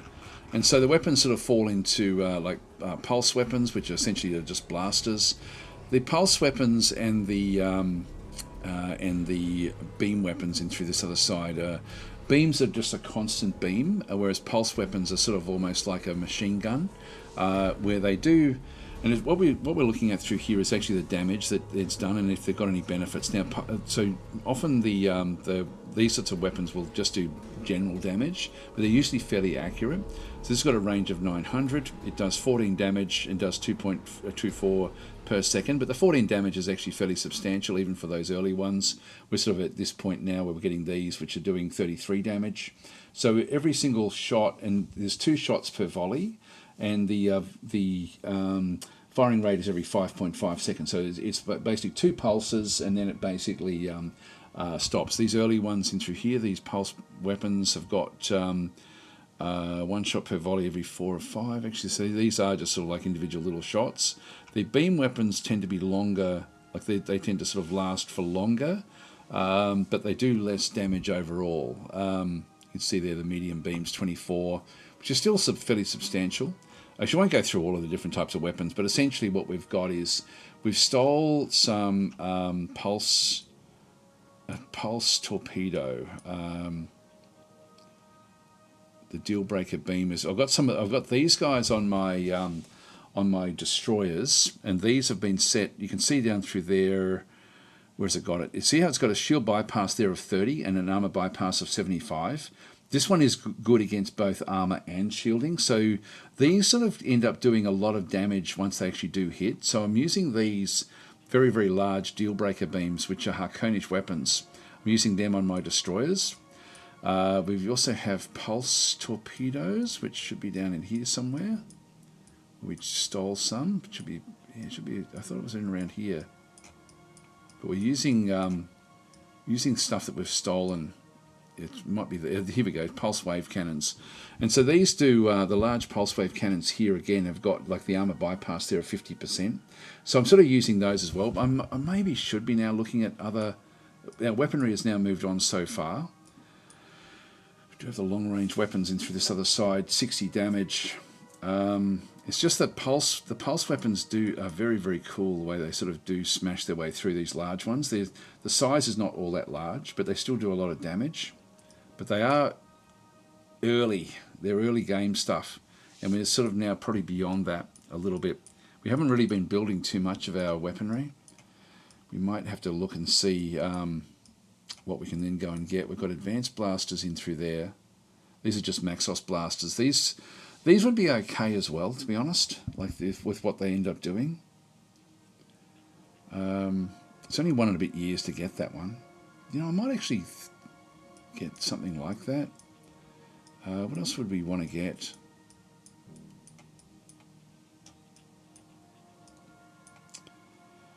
Yeah, I'm not sure. These are iron cannons, which, again, we don't really need those just yet. It's more just the actual, the full-on, damage, the torpedoes and things. Now we've got advanced torpedoes there, which will give me the Epsilon mark, version 3. These aren't good against shields, but they're very, very good against armor, and they do a lot of damage, 55 damage once they actually do hit. That might be worth getting those now and using those. We also have planetary torpedo weapons, which would be nice to have just to defend the planets, because we do need to get more defenses on these planets. These are velocity shards, they don't do as much damage, and then these are high energy cohesion, which do a hell of a lot of damage. The shockwave torpedoes. And again, the torpedoes aren't great against shields. It's a hard one because, it's a tricky one actually with what we do. Gravitic weapons. Damaging shields is actually important to me. So that's more your railguns. If we have a bit of a look through, the railguns I think are below these. We've got missiles which are just long range, but they're not all that powerful. So we do actually have the ability to go and get massive railguns in through here, which will do 64 damage and long range actually as well. These are planetary cannons. And these do smash through shields. And then the ultra dense, which are the only size 40. and again do big damage. You know, I might actually go and try to get this one here. This is only 1 and a bit years to get this one. Yeah, let's go and pay the costs and actually move that one up the list. So we'll actually put that as the next thing that we actually research at this stage. So we may sort of redesign our ships a little bit. They're not good against armor, but that won't matter much if we can rip through the shield. So we might sort of re-look at our actual ships. In terms of the actual ships themselves, we have some big advantages playing as the Gizarians. If we go back into the construction and go to the ship designs, I'll just set up my defaults. I wish the game would keep these as default. Again, I've given feedback that really that it should remember what people have selected. So I like to click on roll just so that all my different types of ships are together. And then when we get into it, there's also setups that I like to have. Now I've got 2 different types of destroyers using the same hull. So I've got a basic destroyer hull, but I've got a carrier version 2 and a deal breaker destroyer version 3. So the and you can see down through here, actually we don't have any of those yet. That's interesting. So these destroyers, the version 3 deal breaker destroyers haven't been built yet, and same with the destroyer carriers too. These are actually set up as mini carriers, and this is one of the benefits we have. If we go and have a look at the and edit this one, this particular design has got 2 medium hive hangers, and Gizarians have extra fighters. So we end up with 8 fighter capacity on each of these, so 16 fighters per one of these. Now our 7th fleet is a carrier fleet, so a mini carrier fleet. So we're using destroyer carriers for that particular fleet. And then the other ones are the deal breakers, if we go and have a look at these guys. So these ones are using nothing at all to do with the small craft, but we are using deal breaker beams in through here again. So I'm thinking again I could possibly ditch these once we get those, like we can probably get rid of these now because these are a bit old. I think we've now moved past these. But that's a Harkonish weapon there. We also then have the cruisers as well. So we've just got the big pulse cruisers. We've got 9 of those built so far. And if we just go and have a look at those, they've mainly got the 2 large pulse wave cannons, which we spoke about at the start of the game. Again, they do. What they've got is the armor bypass of plus 50%. But if I'm using the really heavy railguns, I can actually do them there. This is size 45. I'm going to save myself 10 weight on this particular ship. And so I'm going to be able to do more with this ship if I just go with railguns to replace these pulse wave cannons, which I think would be that would be good actually. So we might actually re-look at those as well. So, but mainly I've been trying to sort of get things that won't be negative against shielding, because shielding has been the biggest problem we've had to overcome, particularly against the Miletus. But we've done well with all of that. So that's why we're not using torpedoes on anything at this stage. But I think we may switch across and start to re-look at torpedoes, because we're going to be able to do a lot of damage against everything. What do we get up to in the other comments and through there? So Ibrahim saying, hi, Civ and Solaris fan here. Are worth to buy in Steam Autumn Sale. What's the price on this at this stage? I didn't actually have a look. I didn't realise that this was. Just going to have a quick look at the sale. I'm not sure what the amount is. Sorry, I'll just go back to Steam and check to see what the price here was. So it was 2. Oh yeah, that's actually the best I've ever seen for Distant Worlds. The best I've seen up until now was 60% off. So yeah, I would definitely get that. That's a definite. Just be aware, if you have played Civ or Stellaris, you're going to be much more used to playing a gamey game, if that makes sense, like almost like a board game style approach to the 4X genre. And this is primarily a simulation game. So the detail in Distant Worlds is so much deeper than Stellaris, for example. But it's a different approach when you play the game. Which does do people's head in a bit, and that's also one of the reasons that the game doesn't rate as highly as it does. I think that people come from more of a board game sort of approach to 4Xs. They're like Civ and Stellaris are perfect examples of that. and then they come into a simulation game where the gameplay is much more realistic.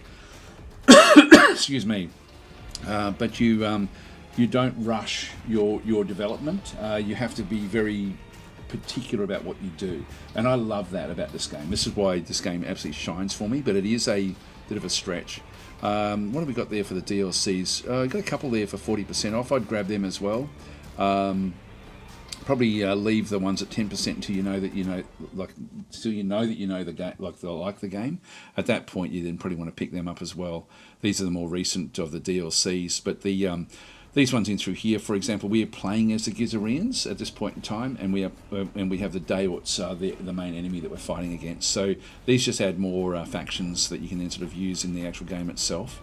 But the game is no matter what actually happens in the game, I've got to the difference, the big difference between this game and games like Stellaris or Civ is that the up through here, the only resource we're really seeing up through here that makes any sort of sense. These are all different war progress. We've got war missions. We've got research. Back up through this other side, we've got the colonies. Just a summary of our population and colonies. But the global resource is money. So money is global, but that's the only global resource. Having said that, the actual resources that are in the game, if we go back and click on resources, back over through here, you'll see that there's it's split between fuel, construction, and luxury resources. And these are you've only got one fuel source, which is Caslon. Caslon is the fuel source in the game. The construction resources, there's 16 of these. And so if we're low on different resources, they'll come up in here like low or critical. And then the luxury resources, we're aware of 37. I think there's even more than that in the game. But there's actually, if we go back into all the resources, this is all of the different resources in the game. So a lot of these are luxury resources, and some of them we don't even know. Like we haven't been able to find any spice. This is like a spice from Arrakis type thing. The ones in the gold background here, which is from a mod, are special. Loros fruit we don't know. More ones that we actually have. Zintabia fluid, we actually have 2 of the 5 sources that we know of that we control with that. So this is actually a very important, these are the important luxury resources. These actually improve the development of your planets. And so all of these sort of play a role. Then you've got like the various construction resources. If I go back to fuel and construction resources, these are needed for components on the ships. So when you build a ship, you need to actually have access to these. Now we don't have any shortages with this, but quite often in the early part of the game, you're going to be managing, what you do with those resources. So for example, at Gulrath 1, which is where we've got like a lot of the attacks coming in, you can see I've got 25 resource shortages. The resources have to be at this planet to make use of them. So we can't just fuel from anywhere. We have to, like this one has got 17,000 fuel. It only needs what it thinks is 13,000. So the AI is managing that for me, saying just to the freighters, bring 13,000, but we've actually got 17,000 Caslon at this particular location. Reserved means that fleets or ships have actually said, I need X amount of fuel, and so they've been reserved. And other is also going to be sort of like, so this is other empires, the amount that this resource is reserved for pick up by other empires. So they've purchased the resource from us, and that then goes into our coffers, into our money. But essentially this is, if we don't have the fuel at this location, we can't use it as a fueling stop. But in this case, we do actually have a lot of fuel. And again, we've got all these different resources down through here. You can see there's different amounts reserved for building different things. Ossalia is red, so we don't have enough Ossalia, so there is actually a shortage there. But we don't really need much of that. This just tells us how many sources we have of the actual resource. Then we have the luxury resources, and the luxury resources are what then gives us the essentially the development levels of the planet, which then give us the money.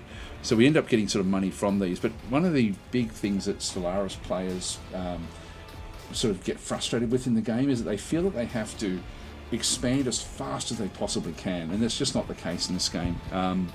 You only want to expand when you can afford to expand. So it becomes much more realistic in the whole approach. So I can't build a ship if I wanted to build a ship at this spaceport, I've got to make sure that I've actually got the resources to build it and the money to also then pay for it. So when I go back to an actual ship design, and again, you can automate everything in the game, so you don't have to design your own ships. I enjoy designing them, so these ones set to manual ships that I've designed. If I go into the light cruiser, for example, and just go and edit this particular one, I have to upgrade if I'm going to actually change this one, because we do actually have ships that are using this one. So these in through here, if I sort of scroll down, each component, like the hyperdrive, uses Mebnar, carbonite, polymer, Emros crystals, and Necros stone. So it uses construction resources to actually build these particular hyperdrives.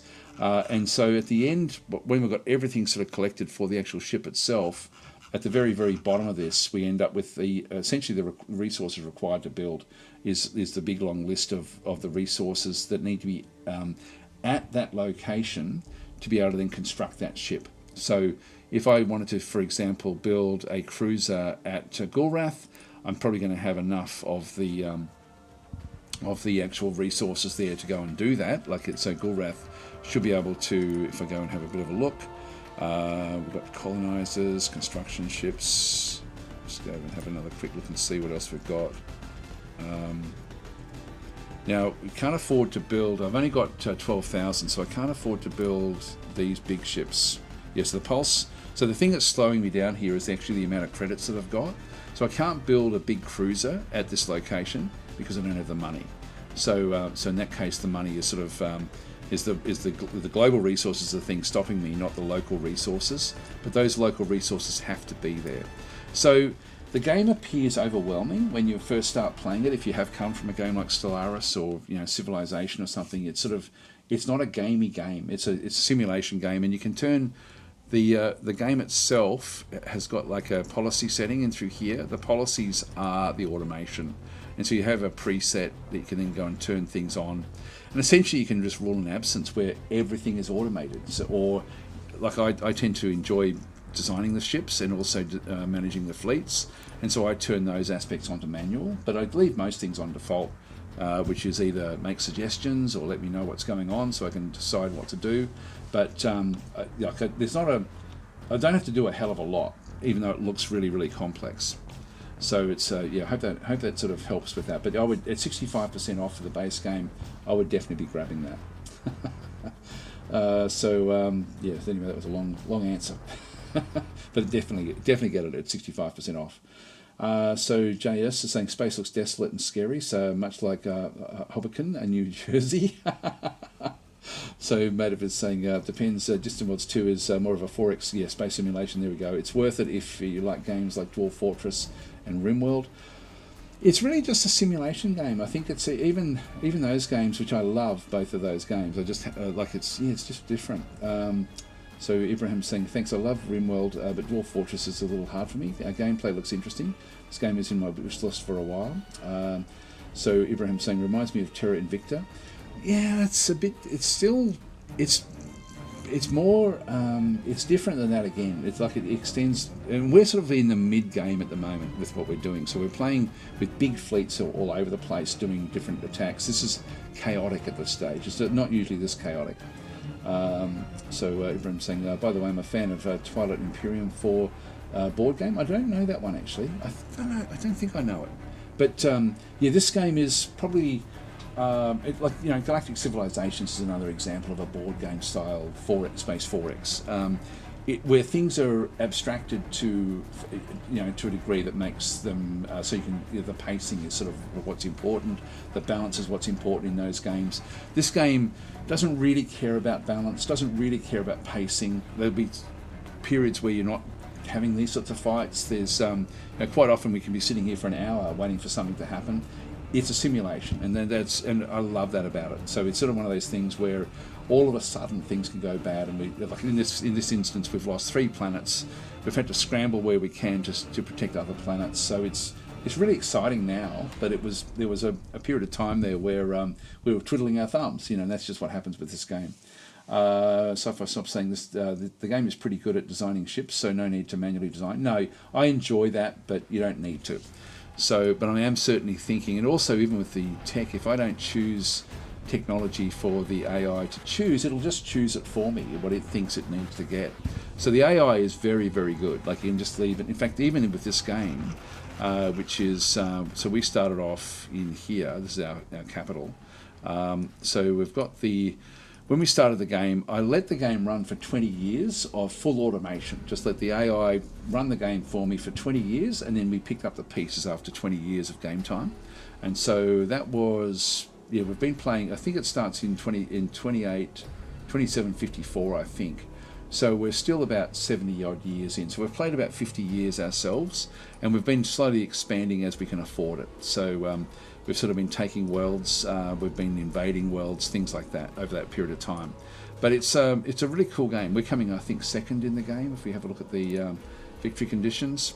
Oh no, we're coming third now.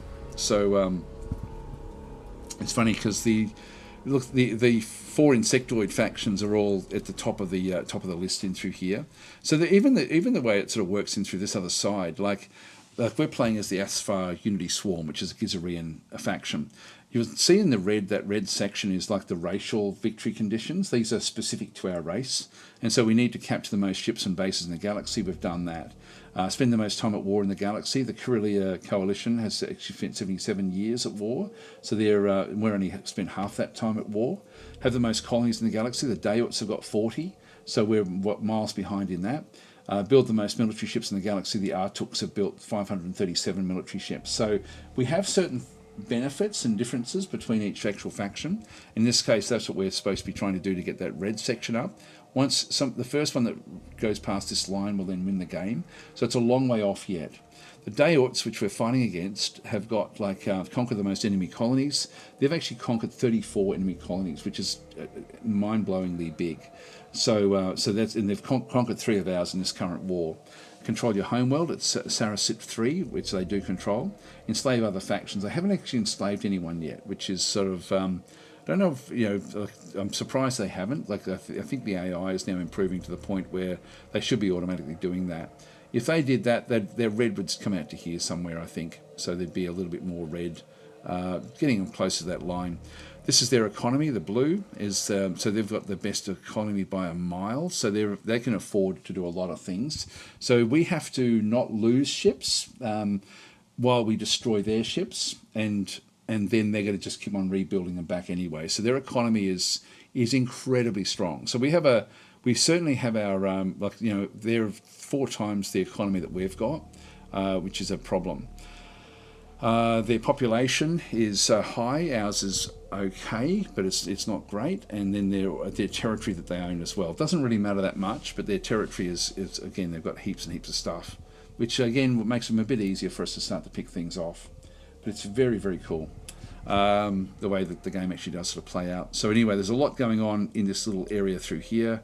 Different invasion fleets coming back in. So we do have the 9th coming back in now.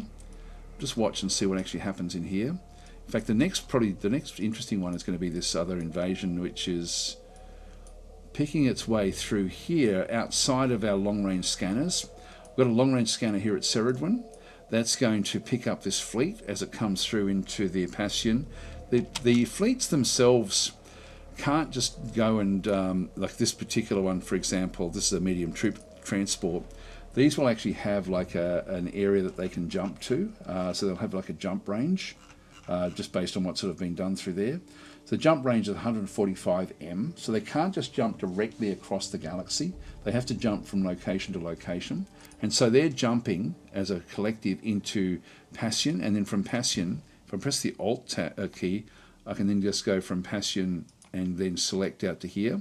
That's 94 m to get across to their target. And so they've had to do little jumps all the way through to pick up the, to be able to sort of get, so from Passian, if we go and click on that one and have a bit of a look, so 150, they were out here somewhere is where we saw them. So they jumped in from one of these planets, and then from there they jumped back in from, way back in their own territory. So that's sort of, this invasion has been building up for a long period of time. And we just have to get our first back across to defend this. So hopefully that will happen. So that will then start to finesse, and then we'll get another message in a minute just saying that there's actually, now what have we got? We've got mission completed. So Jevon has Better detection. So we're actually stealing a galaxy maps of different groups, and we did thwart a mission there as well. So we have spies in the game. I've just got them on automatic. I'm not micromanaging them. We should get another message now that we've seen this one. Now that's actually it's funny. They're probably going to be staging at this point. So if we go and have a look at the 18th invasion fleet, yeah, it's going to invade Cheleb 1, but stage at Cerealia. So it's going to move to there, collect all its ships together, and then move into the invasion. So this is actually the way most invasions sort of then play out. Now, in the meantime, we do actually have... They're bypassing each other. Oh, what are you doing? What are you doing? Is that the 3rd? Nope, the 5th. Nope, the 9th. Yeah, the 9th has moved off, which we don't want. So they've moved off to attack that particular group. So I'm just going to move them back into position. And then we've got the 3rd is spread out around the world. That should still be okay, I think. It's still coming in. Some of the ships need repair. Like this ship here, for example, is repairing at Gulrath 1, so it's back in here. So this particular ship is under construction, just for its own repairs. You can see it's taken some damage to its armour, and its shielding is still coming up. So it's got to power up the shielding. The hull is okay. There's one engine that was destroyed as well. We can sort of see in that destroyed column. 2 defences were damaged, and 1 weapon was damaged. So this one's trying to fix up, and if we open it up, we've got the a vectoring engine, which is essentially is a manoeuvring engine, has been destroyed, which has to be fixed up, and one of the impact assault blasters is also only at 63%. So, and 2 of the hex armors have been damaged in there as well. So that ship is repairing. So yeah, every single little thing is modelled, which is very, very cool. Even the facings of the weapons. Yeah, they're coming back now. That's okay. Oh, here we go. Research breakthrough. While salvaging a hull superstructure in the Venex system, so after all those attacks, we're now finding research in the loot, and Gizarians are very good at doing that one. We've found technology that's given us a research breakthrough in planetary shields. So if we have a look and see what that actually is, like if we just go to show me, it's going to have picked it up at this in all of the rubbish that was in around here with it when we were fighting those ships. So they've found it in the loot there, which is great. And so if we go back to planetary shields and have a bit of a look to see what that is, that should be under here somewhere, I think. Maybe under shielding. There it is. So these cost 10,000 to build, and so these actually have got like shield absorption as well. So if there is bombardment, we can actually really protect against bombardment. Now, I'm not going to bother building them just yet, but that's actually one that we did now find. We found the plans for that in the Dayot rubbish that was left over. Just move this one back in.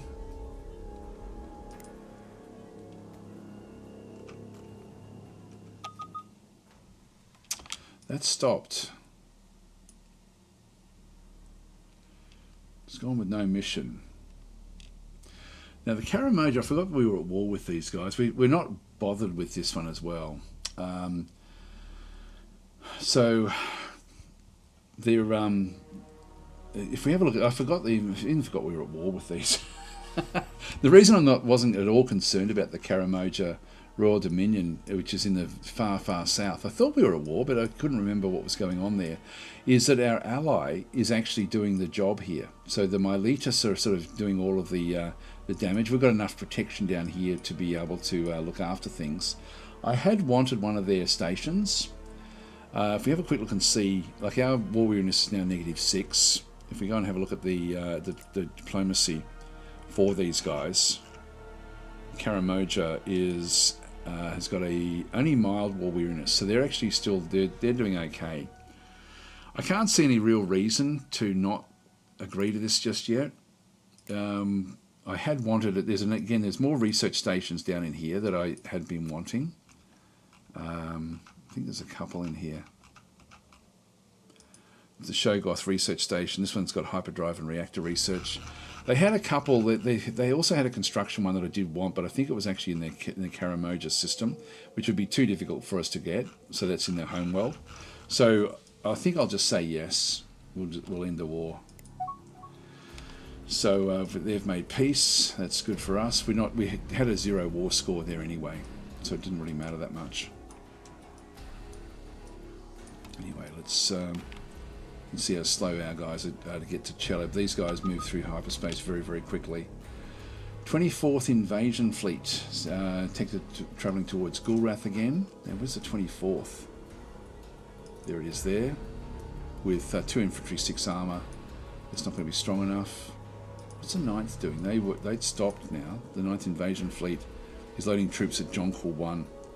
They've only got 2 infantry, 1 armour, so they're actually now moving off to one of their planets back in here, I think. So that's not going to be something we have to worry about. So we'll leave them to their own devices. And we really now just have this one here, I think, which is the big problem. The 11th Invasion Fleet is going to invade once they actually collect themselves here. So they're going to pick themselves back up. What else have we got through here? Yep. So and the Maleges have made peace. So everyone's made peace in the south of the galaxy. Incoming fleet detected, the 24th. Yeah, so this is going to be off for some time. But so they're really sort of targeting this particular location. We still have a fleet coming in this way. What are they doing? The 18th Fleet. Let's go to the 18th Fleet if we can.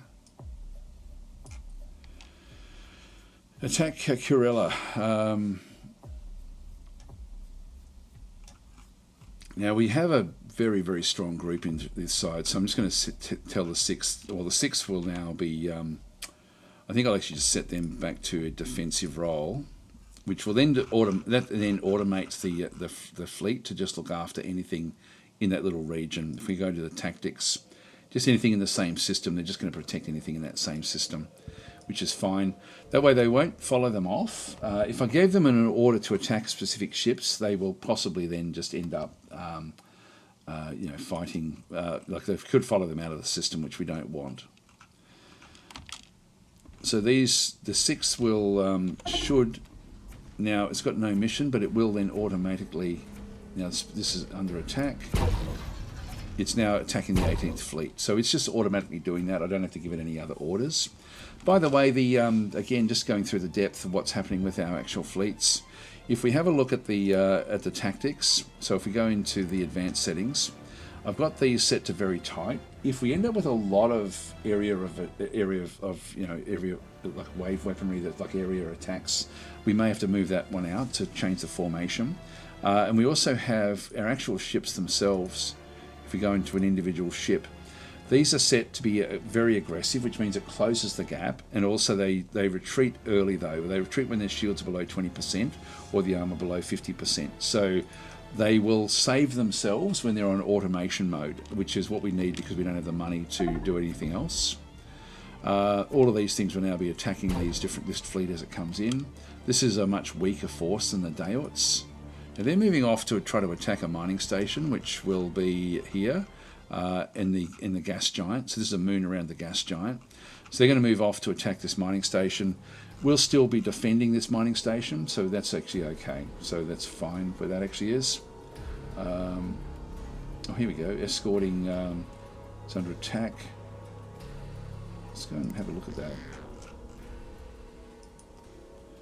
Why is the 3rd coming to here? This is the staging point for the other fleets.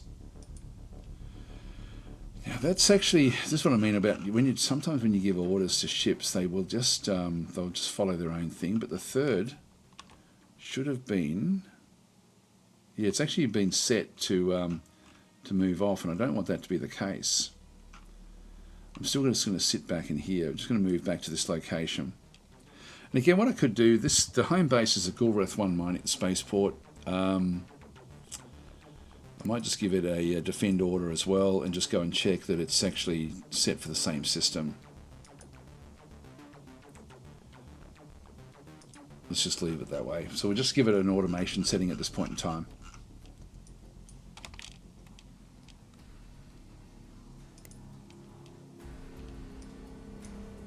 These are all in nebulas.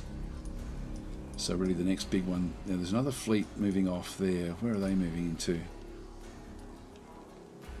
These are unknown mission. What are they all? Yeah, so they're just coming into our long-range scanners at Venax. At Venax we do actually have this fleet. I don't think we need to worry too much about getting around to the other side of the planet. Got found location maps in the debris. Yeah, we're not seeing what's on board these ships. When they get closer to the long-range scanner, we'll find out more. Okay, they've declared war. We'll dismiss that one. Mission complete. Operative light. Territory maps, which don't really matter that much. Oh, here we go. We've got more information now. 18th Fleet is attack vectors towards Chelab 1. So we knew about this one. So now we've got the confirmation yet again coming back in after it's left Passion. So we'll dismiss that one. And then we've got the... yep, so this is actually moving in towards a mining station in here. But it may destroy that one, but I can't really afford for it to leave off. The first is still moving back away, moving back into this location. If I just go and grab the first, we do actually have ships that are left over behind. This is the hive ship is miles away, so this has actually been damaged a little bit, and so we do have actually that's sort of getting up there now. The hull itself has been damaged. It's just slow moving.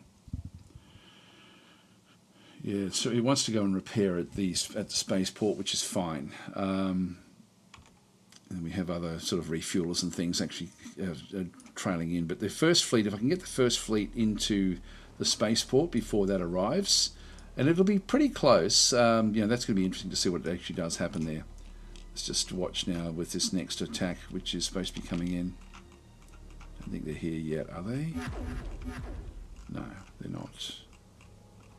Yeah, it's just all about our fleets there at this stage. Here they come. What have they got? Yeah, even their fuel is terrible. 659 armor. We're going to be able to easily defeat this. There's some pirates coming in, which we don't have to worry about. I think they're friendly.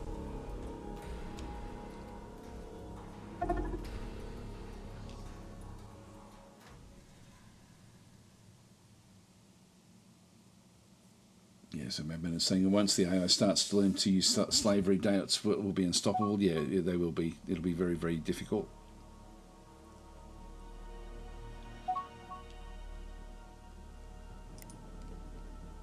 Location maps.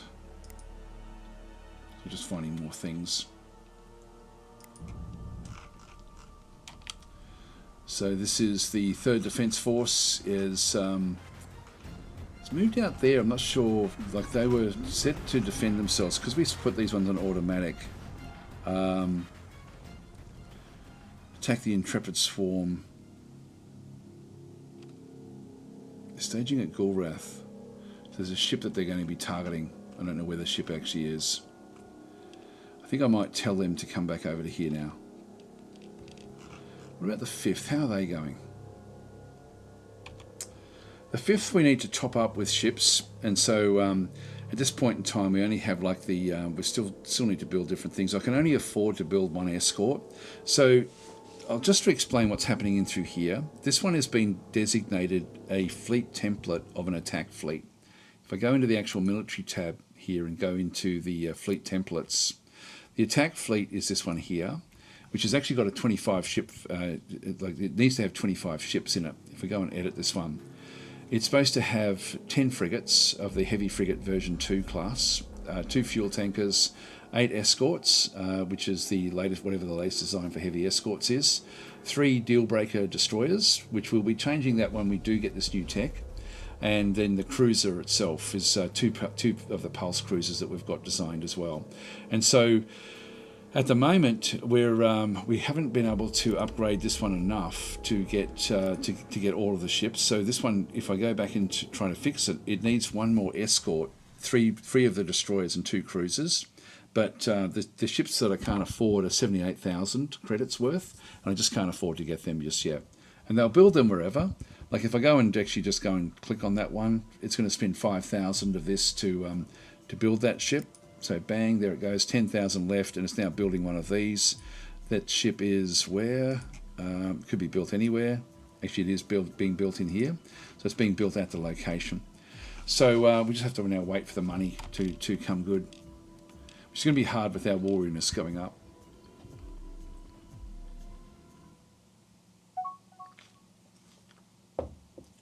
We found some more money, which is useful to us at this stage. Here they come. Now it's got no mission. It's actually changed its what it's doing. Let's get the 9th. Attacking the silent rampage. I don't know where that actually is, but let's just go after. Yeah, that's it there. So we'll just go and tell it to go off and attack this one. That's stopped where it is. Now it may still fix itself up. This is a troop transport from the Ikaru. Actually, it's going off now to refuel. They've had enough. So I don't think we're going to be able to stop this one.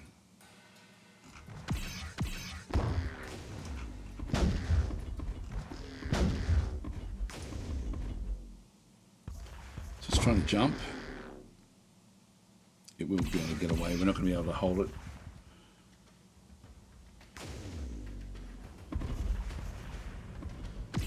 More of our ships coming in, jumping in.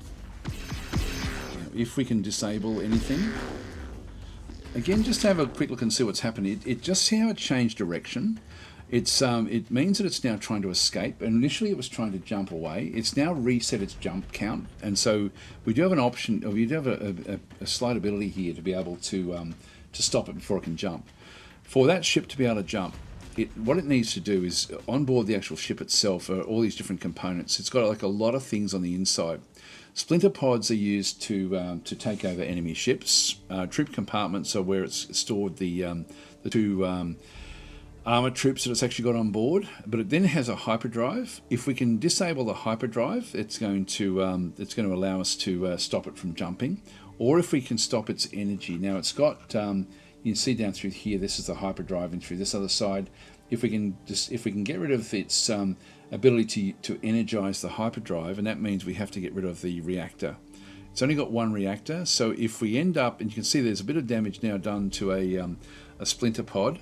One of its armor has been damaged as well. One of its shields has been damaged. But if we can damage the reactor or the hyperdrive, we'll then stop it from jumping. So these guys in through here, these escorts are just coming in with different assault blasters to do the attack. And can we bring it down before one of those things beforehand? Now we're missing with a lot of shots here, so we're actually not. It's not all that effective with what's actually going on. But we've now brought its shielding down. The 9th is it the 8th or the 3rd, 5th? 5th. Does have a little bit of troop capacity on board. I could tell them to go and capture this ship if I wanted to, but I don't think I'll bother. I think I'll just... Yeah, a couple of the shots then went through. So we've now knocked its shielding off, so the shields are now down. The armor is coming down, but the hull is still actually where it is. But now that the shielding is down and the armor is damaged, we should be able to start to do damage into the actual internals. And in the when we hover over that one, the bottom rung there under General, we have to do damage into those things. And we need more and more hits coming back into these. The heavy frigate, it's still trying to jump. We'll get the message here if we do manage to knock something. It got away. So it essentially, even though it's been damaged, it still has got its hyperdrive operational. So it's actually now going to make it away. The rest of those invasion guys are just moving off, so that's nothing we can do with those. That's the 9th, which we saw there before. They're going back to load more troops. So they'll be back. So we still have a lot that we have to then contend with. Now we have the 18th Fleet down in through here as well, which has come back through. This is a different 18th Fleet than the one that we've been looking at. And And so we now have an attack coming back in the other way. What are they attacking? So we have a bit of a battle now in between the two different locations. So our 6th fleet is just going to be attacking the 18th fleet. I'll just let it do it automatically. I won't give it any instructions. So they'll just move in, start to do damage. That's a big cruiser that's just done that there. So it must be saving the game. So we're going to smash these guys. The Ikaru are nowhere near as powerful. Now, the Alara Eden retreat, as proposed for the war with the Alara Eden retreat, we've got reasonable score against them, and I'm happy to do that actually. So I'll offer the treaty there.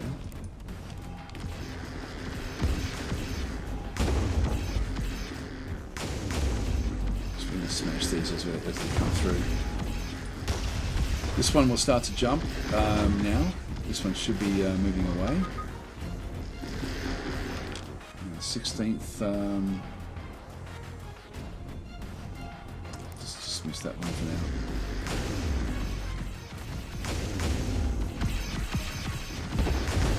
The Lara Eden retreat really can't keep up with us. So we've put the offer in to end the war, but they have to accept it, of course.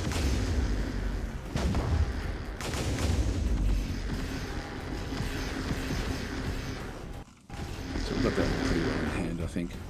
Don't need to really worry about it too much. Accept war missions. So we need to capture. I'll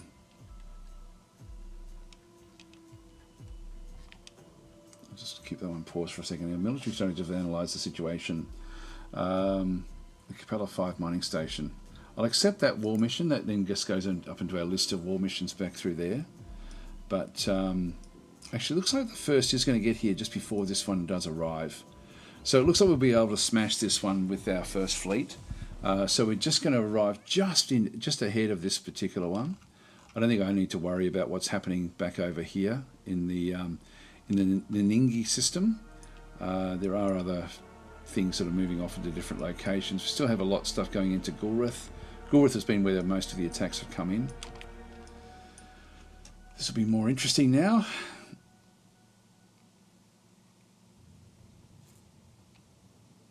So they're going to arrive at about the same time, actually, which is good.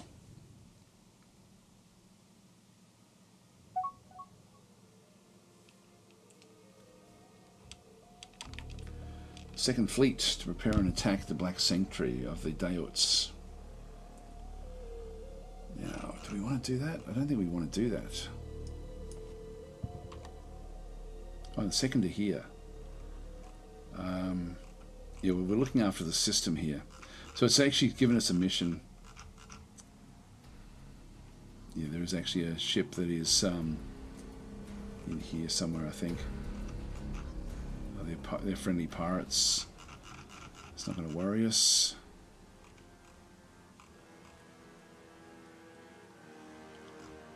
Yeah, there's a whole lot of Daot ships down here. Yeah, let's do it. Sign the mission. So they'll go off and actually do that attack. They just wanted to check in first. Sometimes they'll do automatic defense, but in this case, it's more offensive.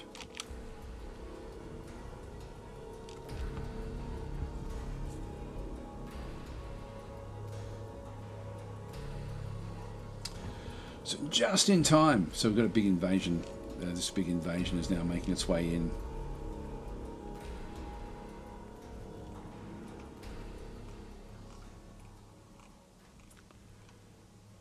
Now they don't have any long-range scanners at this location, so we've got the invasion fleet itself sitting in here, which is not really an attack fleet.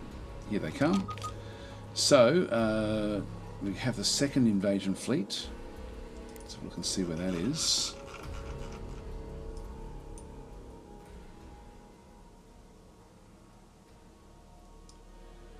It's got no fuel.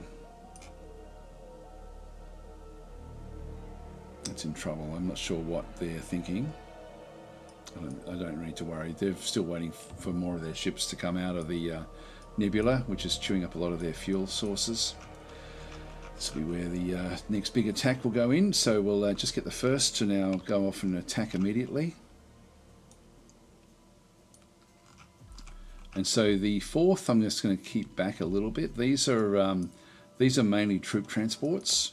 We do have a lot of troops on the ground here now, just sort of waiting for them. And now they may decide that it's just way too much. We've got 12,000 strength there. They're not going to break through. We know that. So they may stop the invasion. Let's just see what actually happens here. Yeah, no mission. They've had enough already. But what will they then go and do? They're going back to refuel at Capella 5. Where is Capella 5? Way over here. Okay, so that's where they're going. Now we have them. We need to go and capture Capella 5 mining station. That's actually one of the war missions we have. So I'm going to send out the one that can get there before they get back there is my second fleet. So they've actually had a look at this and thought, oh, geez, Chelab is much more defended than we thought. We have to get away from here. So they're now retreating back. That means we can now go after and start to even take some of these planets back again.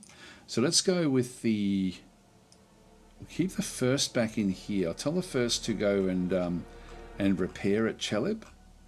So we will just go back to the first and tell it your job is to hang on, where is it? Repair at Chelab 1. So that will be their mission. The fourth will now go and pick up troops. All the troops that are dropped off, so load troops at Chelab. And in the meantime, the second fleet, which has got boarding assault strength of 844, will now move off and capture the Capella refueling station. So it was we have to go and try to find Capella 5, which is 1, 2, 3, 4, 5. Is it? It's not that one. That's an asteroid belt, so that doesn't count. So it's this one here. That's Capella 6. This one. So there is this actual station here. I'm just going to go and tell it to go and capture Capella 5. So that's going to be their mission. That means they're going to get there ahead of that group coming back for their refueling. We'll move that one across. So they'll just move straight across. These guys have got a long way to come back from Chelab.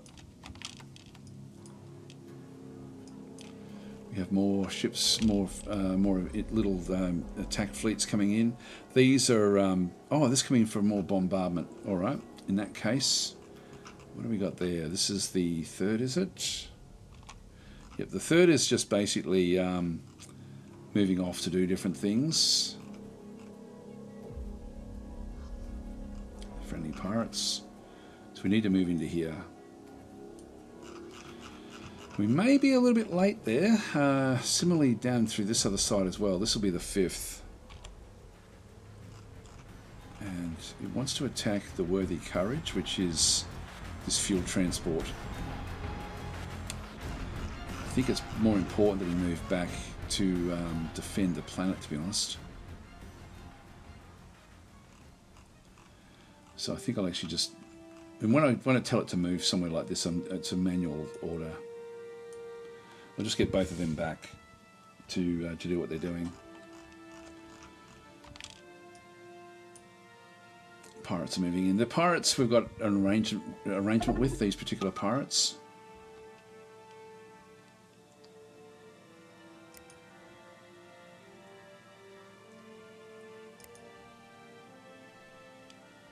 They're going to get there before we can react.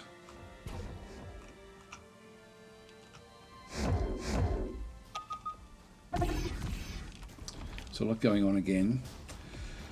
So the escort in Gulrath is under attack. Incoming fleet detected. So we've got the 9th Invasion Fleet is moving from the Alara Eden. I'll dismiss that one for now. The frigate is under attack. The Venex system. don't think we need to worry about that one. That's the one going off to do the capture. So there's a whole lot of different troops. Oh, Encott is a Dayot World. Oh, okay, they took this one. I forgot about that.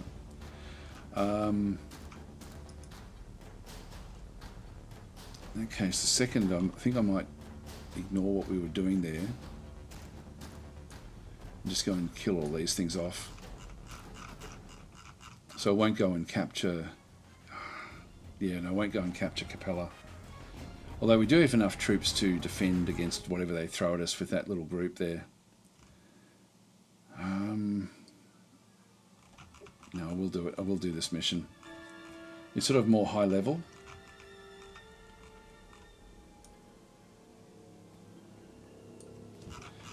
Let's go for it. That's just going to sort of sort things out a little bit for us.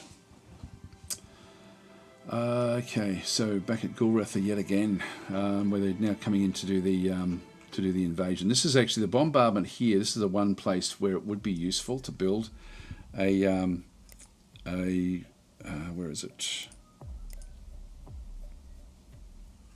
Planetary shield generator. That would actually, because this is the one that is actually being targeted. I might build it there actually. Just that should be the only location we really need to do this. Now this is the fifth.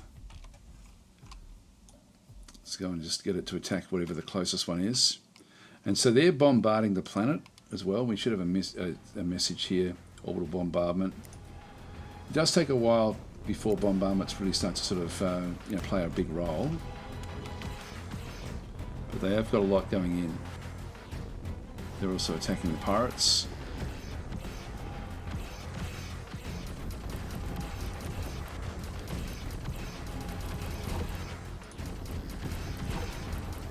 It's done minimal damage so far. They've actually damaged the fighter base a little bit.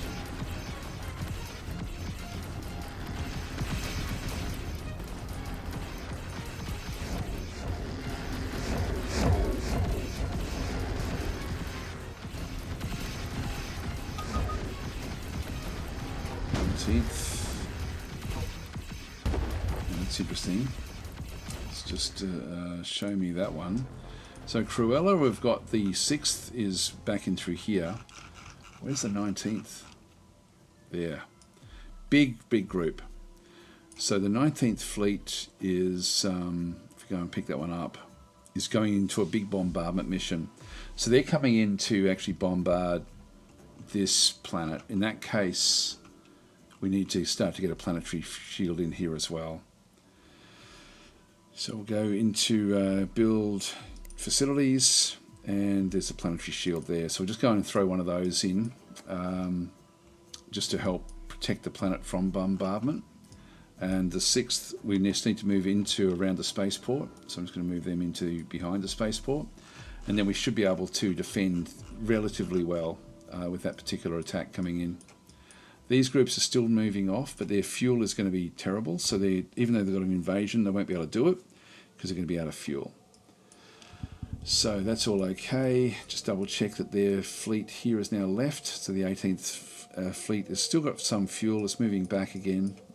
And our fleet is now moving off as well. I forgot that they had a planet inside the Venex system.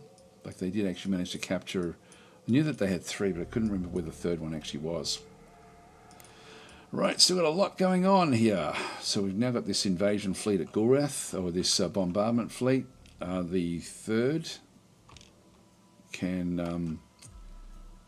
it's just slowly moving. We'll just go and tell it to go and destroy these.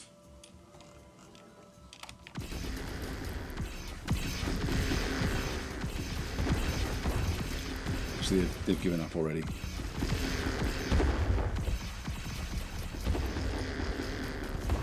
They're trying to escape.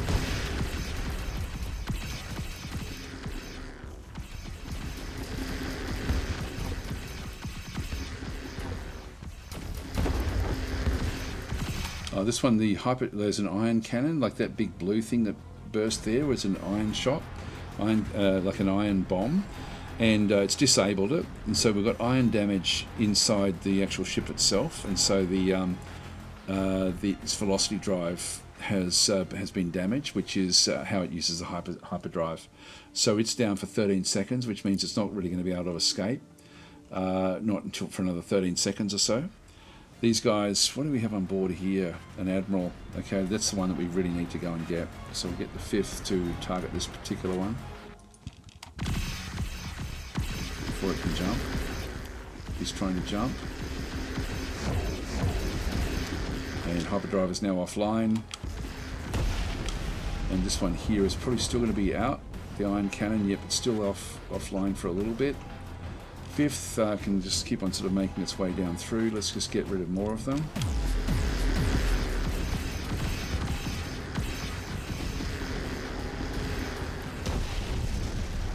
That's good.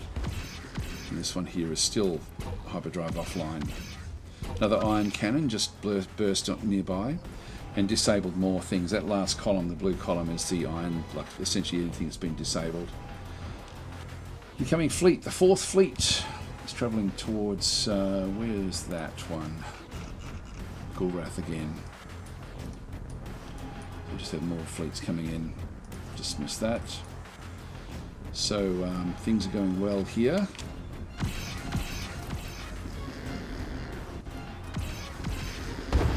Reactor is offline now, so this is now just through damage. Alright, that's good. So we've gotten rid of that little invasion group. These pirates here are friendly, so we don't have to worry about those. Now, there should be... The Admiral should be in here somewhere. In the debris. There he is, the escape pod. So we'll go and capture the escape pod.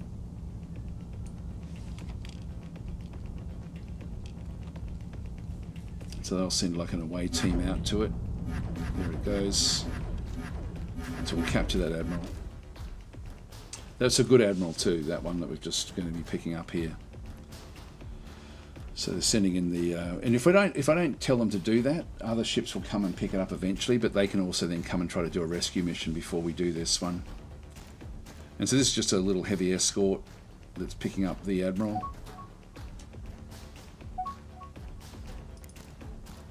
There we go.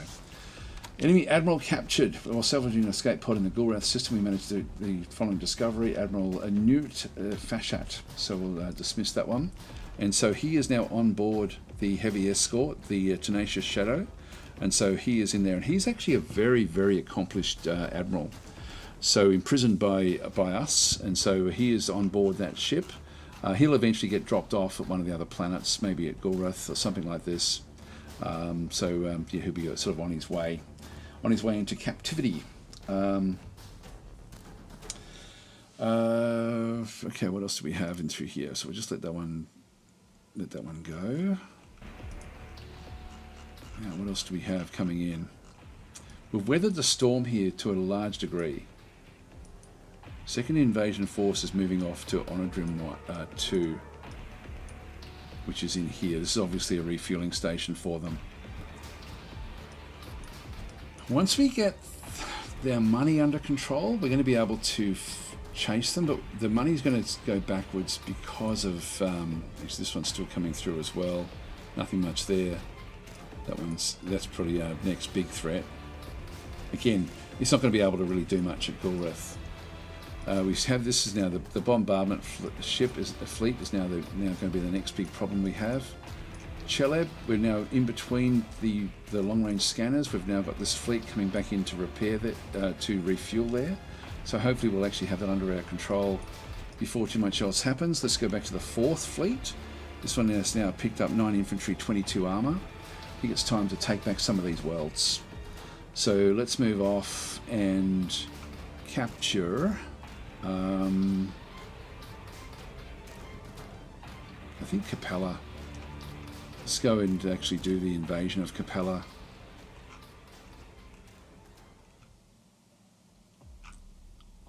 That one there is only got one troop there, so we'll start to now rattle our way through these. Is that closer? would be better to go back to the Venex eventually. They'll probably just flip anyway, culture flip. So I'm not terribly concerned about that one. Let's get the 4th to invade. I'll just do rather than do a prepare and invade, I'm just going to do a full-on invasion here. So we'll take that one back. Now the Alara Eden didn't respond to our offer for to end the war.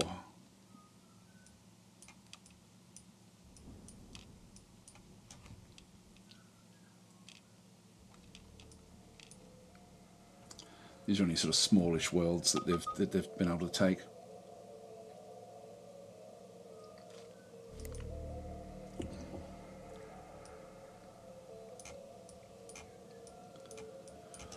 This is the next interesting one. And we're in position. So we have the 6th ready. So auto bombardment, they're already firing from long range here by the looks of things. So these guys have got pulse torpedoes which have range 3,500. So they can fire, you can just make out a red there. So when they land, when they come in, they can start firing immediately. Now we're still building up the this planetary generator. We're only 16% of the way through that one. Sorry, planetary shield generator. The 6th, I can now just go and tell them to go and start to attack these different ships.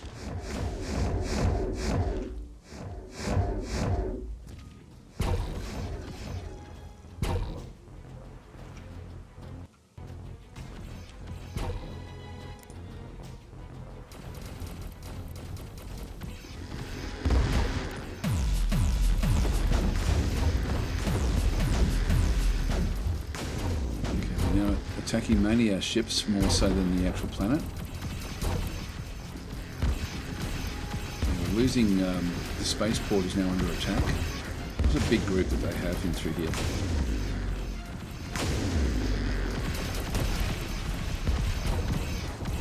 Just keep on targeting one ship at a time. So these are bombard ships.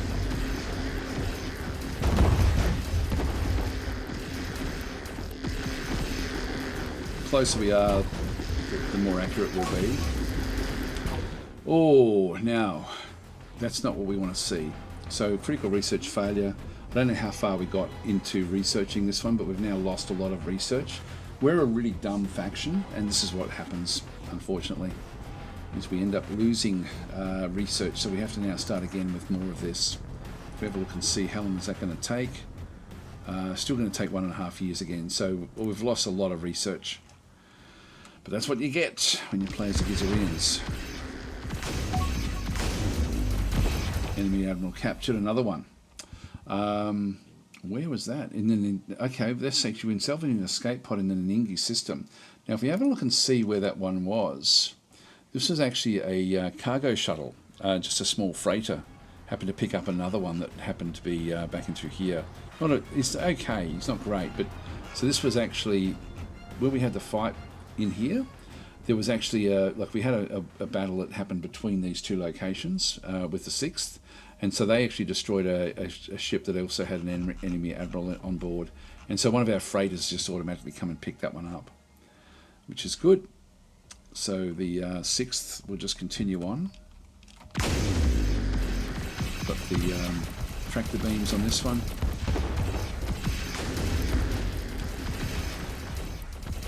See the line cannons coming back in.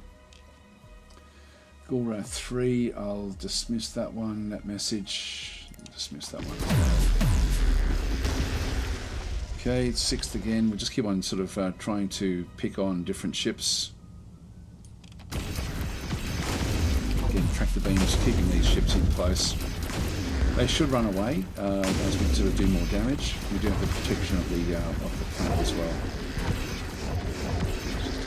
That section there.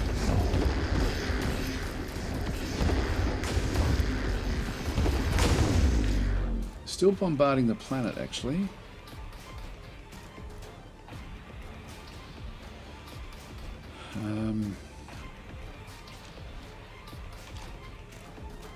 Yeah, we're going to have to just keep on sort of whittling away at these ships.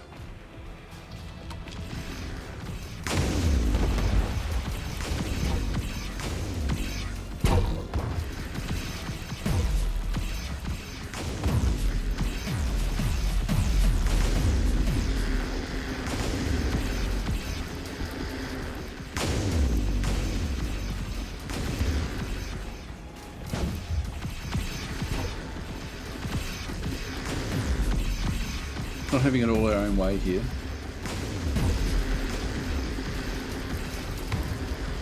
We've lost a frigate by the looks of things with this group.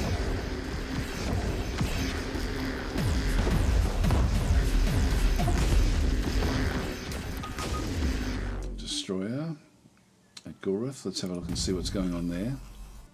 Nothing much. Yeah, the invasion fleet is picking itself up. The 5th. It's got no mission. I'm just going to move it back to Gulrith again. And just leave the others doing whatever they're doing. Now we're here. Let's have a look at this one. This is also going to be interesting to see what's actually at this location.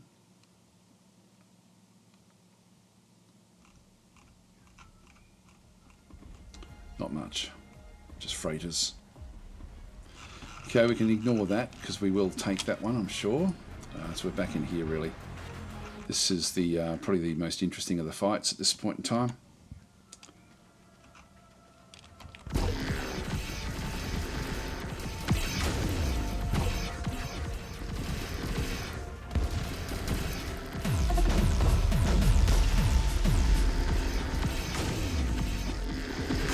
Destroying as many of these as we can.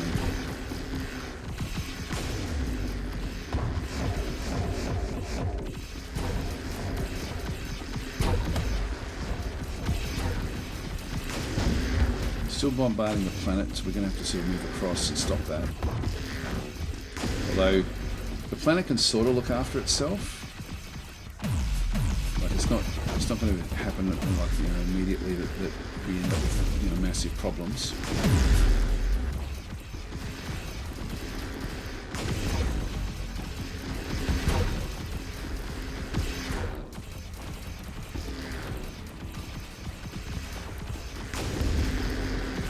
Destroy what we can here. Go for attrition. Oh, this one's coming into Vate too.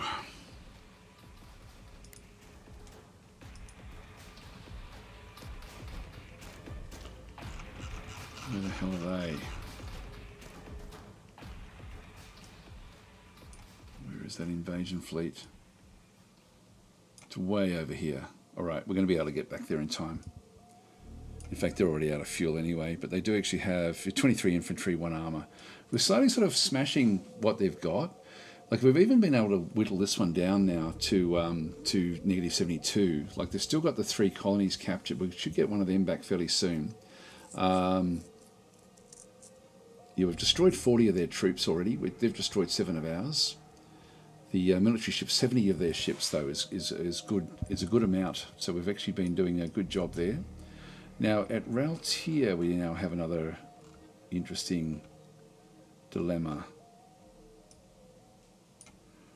This is one of theirs. Fairly strong force coming into Raltier or coming out of Raltier. Is it the right place? No, I'm looking at Capella is actually where I've got things happening.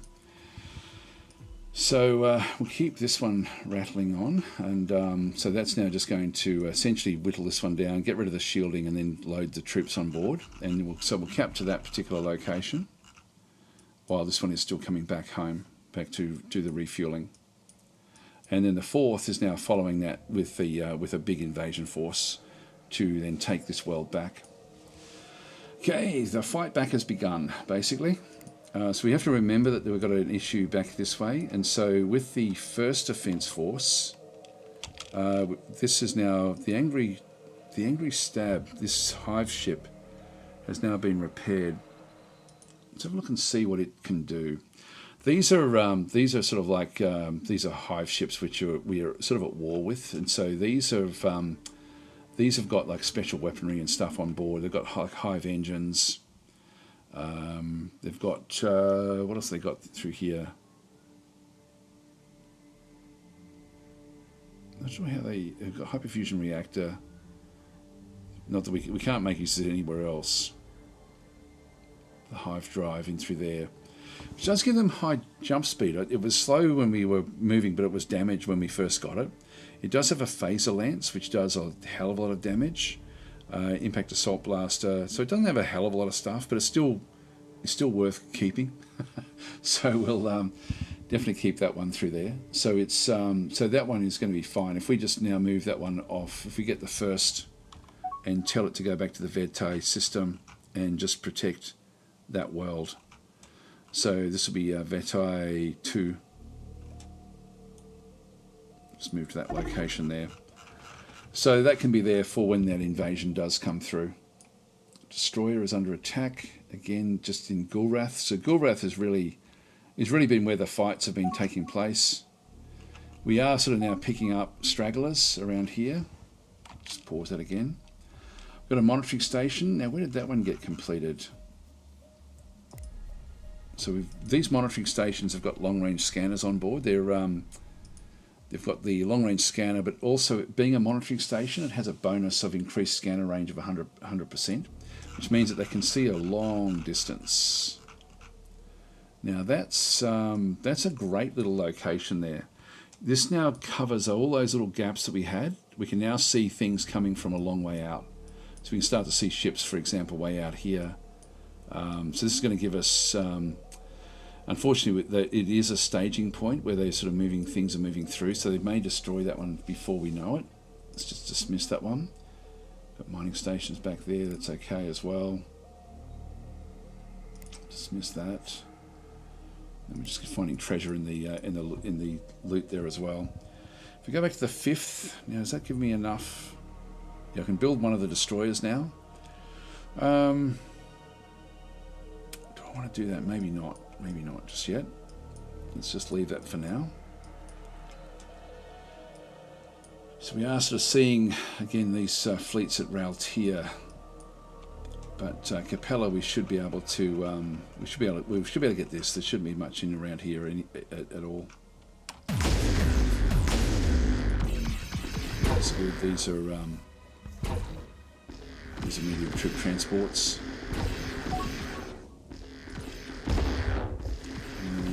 That's the mining station. The 2nd did have the job of capturing that one, so they'll just keep on destroying everything else until they can. I'll offer that again to the Alara Eden retreat. See if they will accept it. We're getting good war score back against them.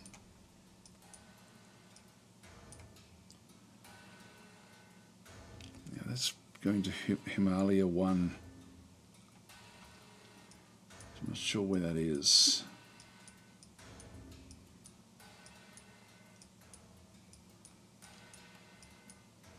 And there's the other fleet is now coming into Capella as well. So we'll be right there for when they do arrive. Everything else is looking pretty good. We still actually have. Is that attack done now? I think it is. The 6th needs to refuel and repair, so I'll just go back and just fix up that particular fleet. This one does need a frigate. I might just top that one up actually while we're there. So we'll just get that one done. This one is, don't know what they're doing. I'll leave them off. Yep, we'll just leave them where they are. So we've done the job there. We've protected that particular location. Just looking at, I should probably start to wind up now, guys, as well. We've done a good job here. This has been a good session. Like, we've been able to fight back because we really were on the back foot there for so long in the previous session that we played. So we are fighting back and we're getting our score back. Even our war weariness is not terrible. Let's have a look at the war weariness of the Daoits.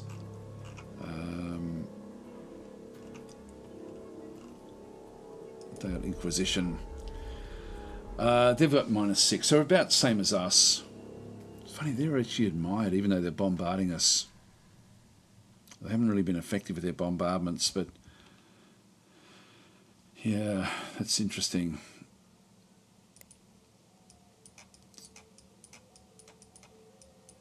Just keep it coming in, I think.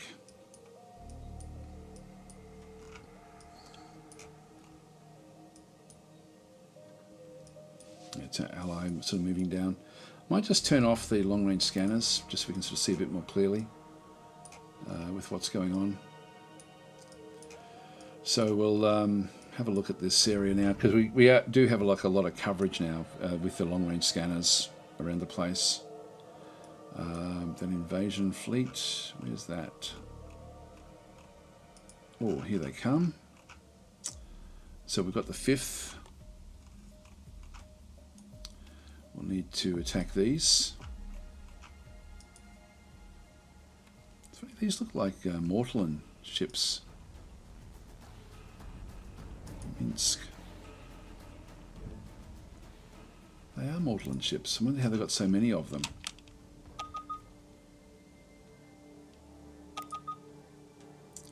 They're going off for refueling now as well. So the 5th, I'll just move the 5th down to the south here. The 5th still needs to get more ships when we can afford it, which we just can't afford just yet. Just leave them there until we see other threats. I might as well go and protect this one now as well. So if we just go back to the 3rd, which is just hovering around there, they can destroy this guy. Alright, that's Gulrath has sort of been able to defend itself largely. God, there's a lot in here.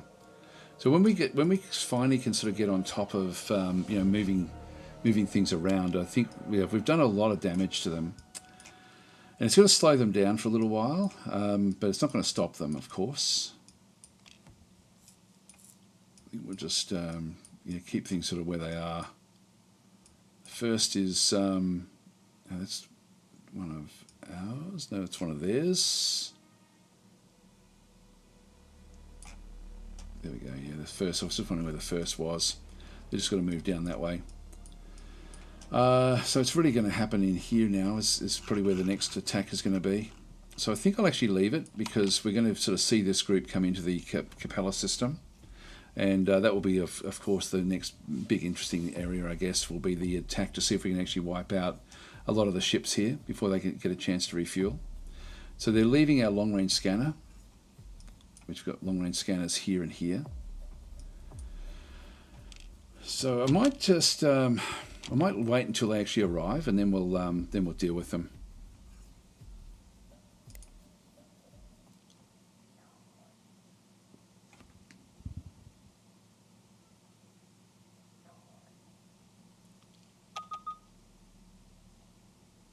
Yeah, strike force. That's okay.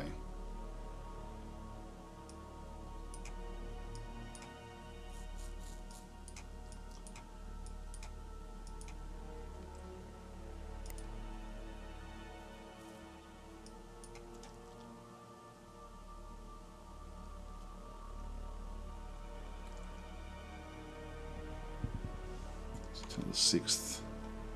Yeah, they're going back in for repairs. They took a lot of damage there with what was happening.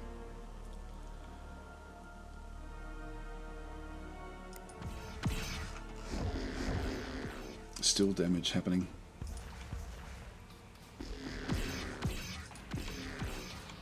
It's one of ours trying to limp away.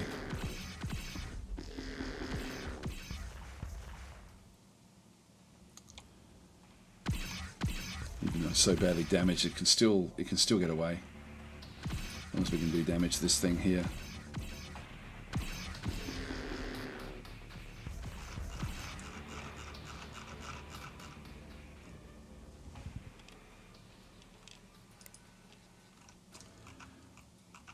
All right, here we go. Here we go. Now this is the group that had come back in. So they're coming back in for refueling. We've been trying to capture this, but we just haven't been able to get to it just yet. The 5th is been attacking other little bits and pieces. Sorry, this is a 2nd. So I need to smash these. Anything with troops on board, we want to get rid of. So I think I'll leave it here, where we actually have this attack going in at this region. They're going to be trying to refuel as fast as they can from this location. So they've got some fuel. There'll be others coming in with hardly any fuel at all. So I'm going to leave it there, guys. Thanks for watching. Yeah, we must capture all their juicy tech. Well, we got some good tech out of that lot, which was good. Lots of action in this stream, but it was constant, actually. It was chaotic, but it was pretty cool. Like the protection of Gulrath. I think that was the big thing in this particular session, was to get rid of so many threats at that one location.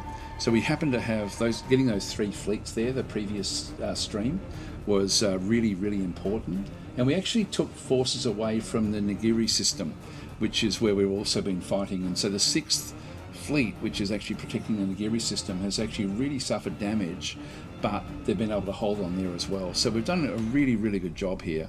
Everywhere that the Daewit actually tried to get us in this session, we've been able to counter it, which has been nice, because the previous session we lost so much in the what was going on. And we've been able to peg this war score right back. Like, this was over 2,000. When we 200,000 when we started. So that's been very, very good. Anyway, guys, we're going to leave it there. So thanks for watching, and I'll catch you tomorrow if you're around. What am I doing tomorrow? What will I be playing? Don't know yet. Yeah, I'm not sure. Anyway, I'll catch you around if you're there.